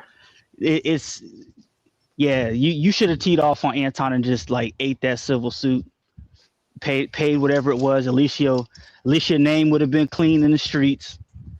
But look at him now, like he you know what I'm saying? Like, yeah, you had to pay that shit off, but hey, man, at least people know not to fuck with you. They fucking with him now. You out there thugging, Rizzo talking like he the block captain out here. No, I'm saying, man, would have been anything other than what he did, man. Like, nah, bro, you gotta, cause people think he a hoe now. Like, yeah, nobody would have went serious. And nobody takes him serious no more. Anton? Corey. Oh, his name is Mud out here. Mud. I think Corey should have teed off on him or something. Like, you got to do something. Or either you should have stayed seated, just told that man to get out or something. Look at it from a strategic standpoint, Free Zone. I'm at war with Japan. You got China, you got Korea, you got Taiwan, you got Vietnam. I'm going in on Japan. They're giving me a fight. Do I then turn around and make a statement about I don't like the fact that China, when they broadcast this, they sort of slanted toward Japan. I don't like that. And I don't like that Korea ain't backing me up. And then I leave it with any of you motherfuckers can get it too. Would that be smart or would that be a bad decision? That would be a bad decision. That's what he did, Freezone. When he brought all them other YouTubers up, he didn't realize that's a horrific decision on a YouTube, on a social media platform. And Button's got more subscribers than all them other dudes. He picked a fight. He already fighting the fight. Then he went and added Goliath into the fight. But that's the hood. That's the street nigga mentality, though, Platt. Like, I'm taking all comers. If I gotta go against everybody in the hood, fuck it. I've seen guys do that. You know what I'm saying? And crash out, and then they don't know who gonna get them. And Corey, he got that mentality. I'm not backing down from nobody, and I refuse to. Go ahead. Yeah, go ahead. and the thing that because I heard what Joe said, I heard what the other dude said. they're all picking at the fact that nigga didn't fight. Yep. They're all picking at the fact that he didn't fight. He didn't do nothing. He actually did the worst thing that he could have possibly done. Because you pretended like you were going to fight and then you didn't fight. Yeah, but still, his problem is those jokes. You don't sexualize minors in the discussion. That's his problem. People have brought that up. He's gonna have a hard that's his time biggest problem. Yeah, he's gonna have a hard time convincing sponsorship. If you say Carnival, Corey Holcomb, when they put out there, come book your vacation with Carnival, we'll throw in what you get a certified life lifeguard, and we'll take you out. You can swim with the dolphins. You get we're gonna go to Jamaica. You can water ski and all of this stuff. We have entertainment. Here are the comedians, and then one of them is Corey Holcomb. So when they put those flyers out, nobody can have a past that can be dug up and say this person's talking about comedy with 5-year-old kids, because it's not comedy. That's the whole point is the people who do that to kids, they delete the kid. Now hold up. Doing it to the kid is a problem, period. And the kid lives, they got to go through therapy. But a lot of times, that's what I'm saying. When you sexualize kids, you open up violence to kids. That's why society don't want you to do it. You don't sexualize children. That's a no-no. You got to learn. If you don't know that, you got to learn it. Maybe your mom needs to tell you whatever, but I'm saying he's a grown man. You know better, man. You can't make no joke. That's why he kept saying, y'all going to get mad at me. Y'all going to get me. You shouldn't be saying that. And another thing, he don't know who's been assaulted like that. He don't know these people. He don't know the composition of the people. So if I'm going to Spelman, a female, she's saying, we're going to have our graduation on Carnival. And then they look at the flyer and it says Corey Holcomb, and 2 or 3 of those women, hold up, not to say they don't all disagree, 2 or 3 of those women as a kid were assaulted. And they know his opinion about that. Why would they want? They're going to protest. They're going to say, well, I can't go on the Carnival. I want to go to our graduation party, but I can't go on the Carnival because of this guy that's on here. This guy is he harms women. That's why you can't do it. That's the whole point. That's the entire point. So when people say, can you survive it? Hey, man, I got my pen and I got my pencil and my notepad, because I think it's going to be pretty hard to survive this. I don't think he's going to survive the play. It's over. I ain't going to say it's over where Corey ain't going to still do shows and do all that, but 5150, especially, I agree with Free. After I heard what Craig said, I'm like, bro, you don't stand for nothing. You can't even speak against Corey and tell him like, yo, bro, you fucking up, bro. And it's gonna keep going down and down. Like Corey gonna keep making it more worse. And you can kind of say Anton got one up on him. Just because. Because Anton now, we don't know what he's said with Tasha K and all that stuff, but now he's going it from a business perspective now. You know what I'm saying? Corey, he going it from a street nigga mentality. Like, nigga, I'm going to prove something. And Tasha K is not a fan of Corey Holcomb.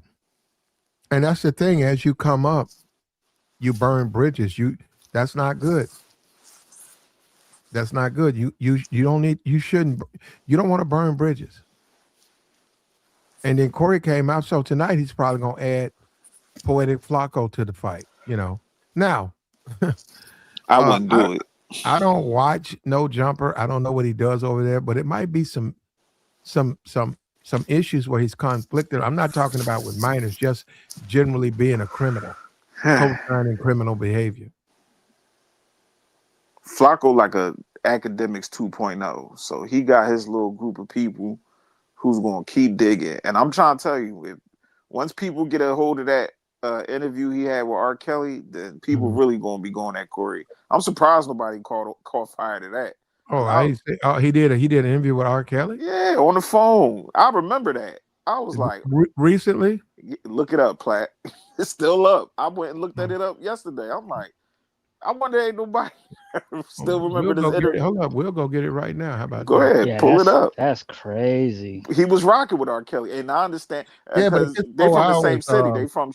I'm not gonna pull it if it's 4. I can't because I don't think it was 4 hours, Platt. But if you probably type in Corey Holcomb R. Kelly, I just put it in there. Hold on. Did it pop up? R. Kelly, the Corey Holcomb 51. You see it free? You see it? It's 15 minutes right here. There you go. Ghetto talk. that's the podcast. God. Corey Holcomb can't make this shit R. up. Kelly is innocent. It's crazy, bro. I'm surprised nobody caught fire to this. Now, hold on, let me make sure it's Corey Holcomb because a lot of times these dudes are just they'll put up a thumbnail and it's mostly them talking. Okay, we got it. The podcast is Ghetto Talk. They got 25,000 subscribers. It was a year ago. Right here. Let's take a look at this. Let me make sure. Let me cleanse because you niggas. I gotta cleanse my tabs because niggas be looking at that. Yeah, clean your tab, Platt. Yeah, niggas be on some hating shit.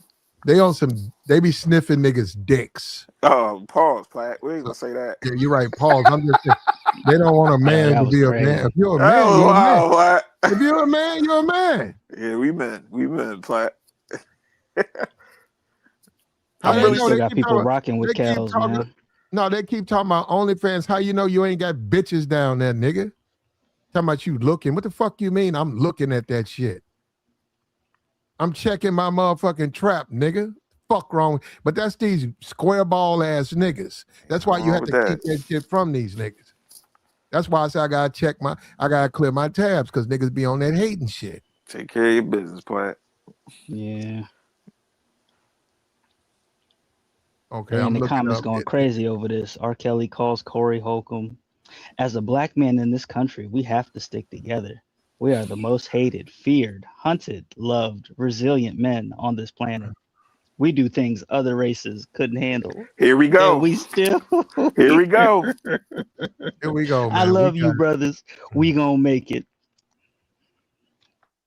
Stick together, black man. Hold on. God damn. Oh, okay. I gotta get rid of this. Okay, there we go. Here you go. Fair use. Exclusive, kind of. I don't know if it's exclusive, but fair use. There we go. I gotta put that up there. Fair use. We're gonna review a podcast from Ghetto Talk podcast that says Corey talking about R. Kelly. Corey supports R. Kelly. Here we go. I gotta go. I keep forgetting. Okay, when you do it like that, you got to go to the stream. Okay, here we go. And you got to cut up the volume. That's why it ain't no more antennas like that. When you're watching your TV at home, them people, and if you know what things are, you know what I'm talking about. Them people can look at you. What happened to that brother R. Kelly is bogus as hell. They don't have no evidence of this man doing the shit that a lot of us thought they had him arrested for. He's not in jail for that shit you think you know about.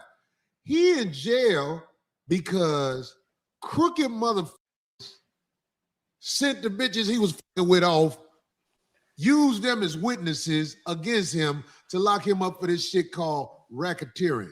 If you know anything about this law, this law is the motherfucking, we have created a law basically, but we can lock people up and justify it for whatever the fuck we want to lock people up and justify it for. If you're walking up and down the street with your kids, they could grab you, put this law on you, and ain't nothing you could do about it. If you know. I think it got Fiesta playing in the background. Ain't that crazy? We was just talking about it earlier. What they got to do with his innocent a gift because he makes music, good music? Oh my God. What this law is, a lot of people don't know what this law is. I'm not here to justify nothing about what anybody did with their dick, because I'm here to tell you, if the world knew what I did with my dick, some people would hate me, but some people would make a Corey Holcomb trophy. Here we go.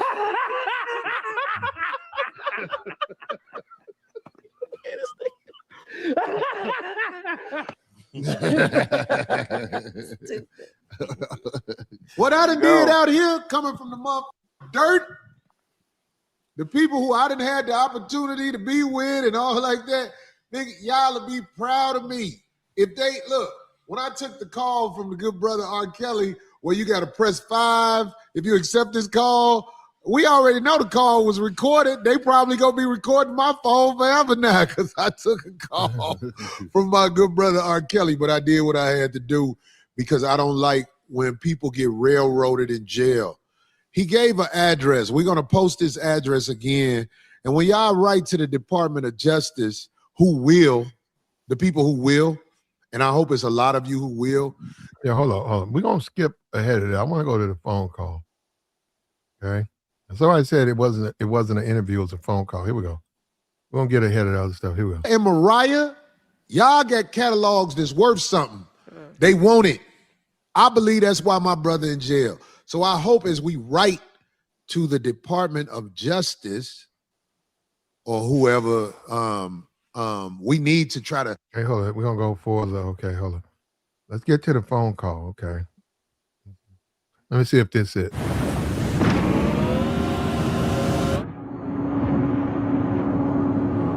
Bitches will say, he already told me that.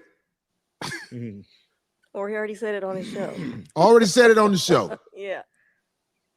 I don't know what they would get me on if they came at me, man, but I'm just saying, man, yo, wait, so it's a cold world. I'm sorry to interrupt you, but so in January, the end of January, and that was just what, a month and a half, 2 months ago? Yeah.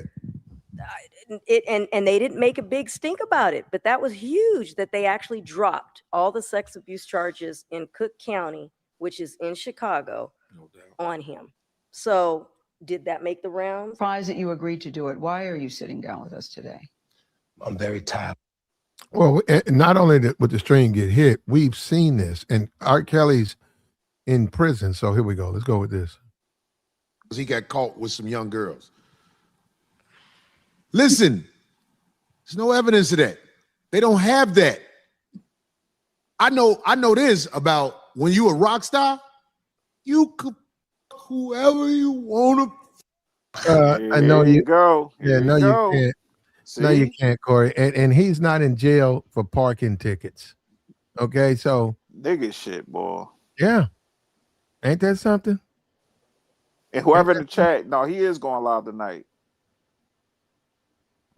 No, what I'm saying is he keeps saying, okay, they dropped this, they dropped that. Believe me, the charges that stick, they carry with it significant sentences. Exactly. Yeah. So, they'll overcharge. Look, okay, a prosecutor will throw, you heard throw the book at them, right? Yeah, definitely heard of that term. They throw the book at you. Every violation that they can find, they throw the book. You get found guilty. They may drop 3-4 charges, but they still got you. They got you locked up. And that's what he's not looking at. He's talking about, that means he's looking at that as some kind of way, a confirmation of R. Kelly's innocent. And that's not the way you want to approach that. But here we go. I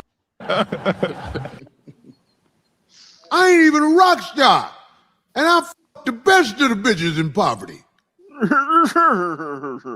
I ain't nobody. I'm a fat with some nice glasses on. I'm saying they could get you. Marcus, when you start getting that bread, boy, you lucky you can't make no babies.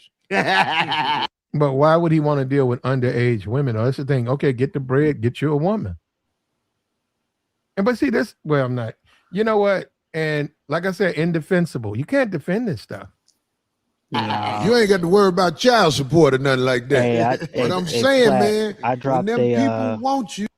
There you go. I did drop a link in the back to the direct phone call. It's only like a 2-minute phone call. It's on here. It's at the back end. You want me to go straight to it? You don't want to hear no more? I mean, he pretty much just said then what he's saying now. So Basically, I don't know. This nigga Corey, boy. This nigga, man. I don't know, man. Nigga digging himself deeper and deeper. Yeah, like what more do we need to? I mean, hey, Free, if they get this, they definitely gonna be like, oh yeah, he's done. Oh, you'll probably see this. Niggas gotta make content. You'll probably see about 15 of these streams, whatever, because he's saying stupid, man. Dumbass shit. Yeah, that's just dumb, ridiculous, man. Well, let's gonna get to it. Free zone. I'm talking about the music industry. Yeah. All of a sudden, shit like this happened to you. Damn, I showed. Do you remember when they announced Prince was dead? Mm-hmm. I was like, well, what they finna say? Because the man eat right. He's highly intelligent. Next thing you know, it's on the news. Oh, Prince was a crackhead. They didn't say he was a crack. Oh. Yeah, I hate that. When Michael Jackson died, what they say about him? The fucking them drugs from the doctors. And they blamed it on the doctor, although he was there. If you watch some of the inside stuff, you'd see, and it gets heavier than that because he happened to be there. The doctor, Darlene, it was his fault. Lordy, boy. Yeah, Doc did that, Darlene. Michael Jackson, he said he would have took it himself if he wanted to. The drugs that were there, the doctor said. He thought he was actually. Are you gonna go outside and be on a phone call and not watch the vitals of your patient? Would you do that? And that's why he went to jail. He didn't go to jail for administering the drug. He went to jail because he was incompetent, and the patient died in his care. Here we go. Whitney Houston and her daughter. Oof. Yeah, because she would have. What's the odds of that? Here we go. We're gonna skip ahead. This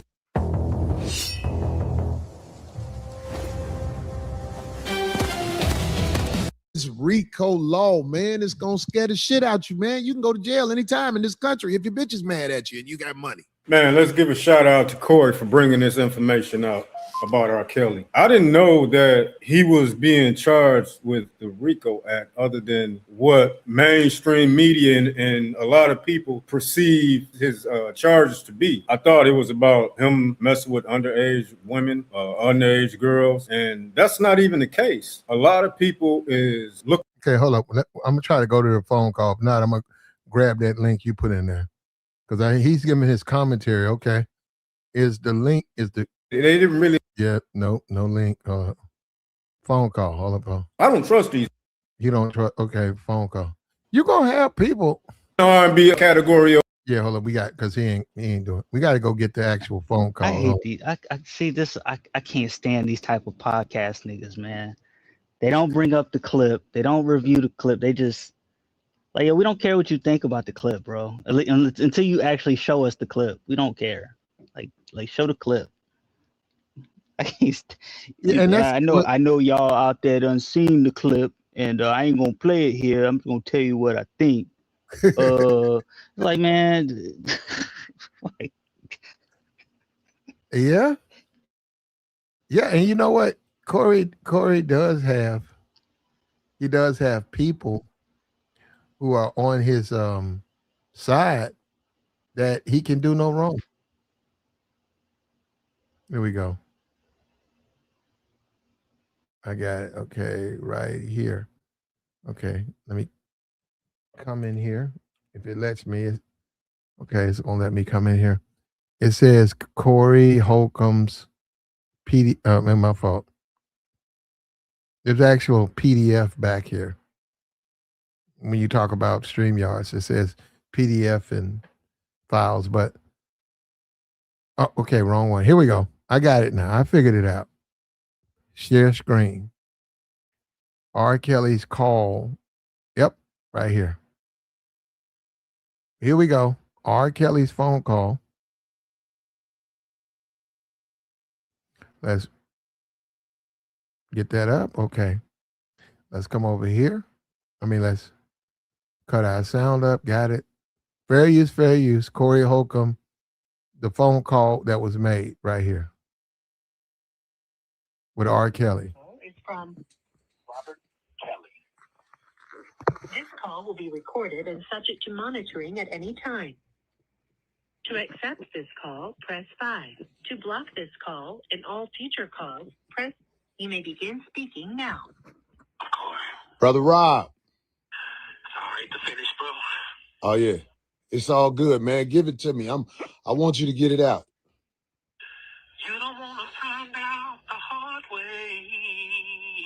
Listen to the song where the record plays. When a woman, mama told me a long time ago, it ain't nothing you can do about it. I'm just making sure that's my voice, bro. Making sure you know that's my voice. That's your voice. There are a lot of games out there. Yeah, but bro, you in jail. Not I won't out. I'm innocent. You start singing and shit. Yo, in jail, singing to niggas outside of jail. Yeah. Is fucking insane. Yeah. You gotta be. It's like, hey man, listen, do something on my paperwork. Call this person, do this. Get me this lawyer, do this. You don't have time to be on there. You don't have time to waste. But here we go. No, that's your voice, man. That's that voice everybody has grown to love, man. I mean, I don't even know if you remember me from at the basketball court at the Y on 63rd and different things. Yes, I do. Yeah, yeah. Trust me, I do. It's me, bro. It's me.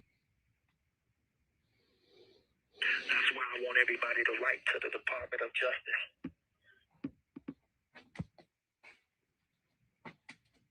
950 Pennsylvania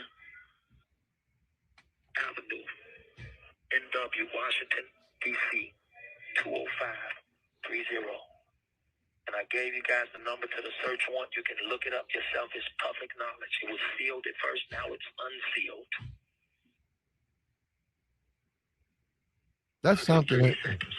Hey, brother, when I tell my people about this, that's somehow niggas get locked up and they spend years becoming like lawyers and shit, talking about unsealed, this case file 407.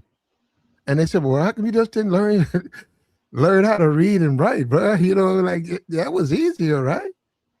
These niggas, man. These niggas. And this is what you got.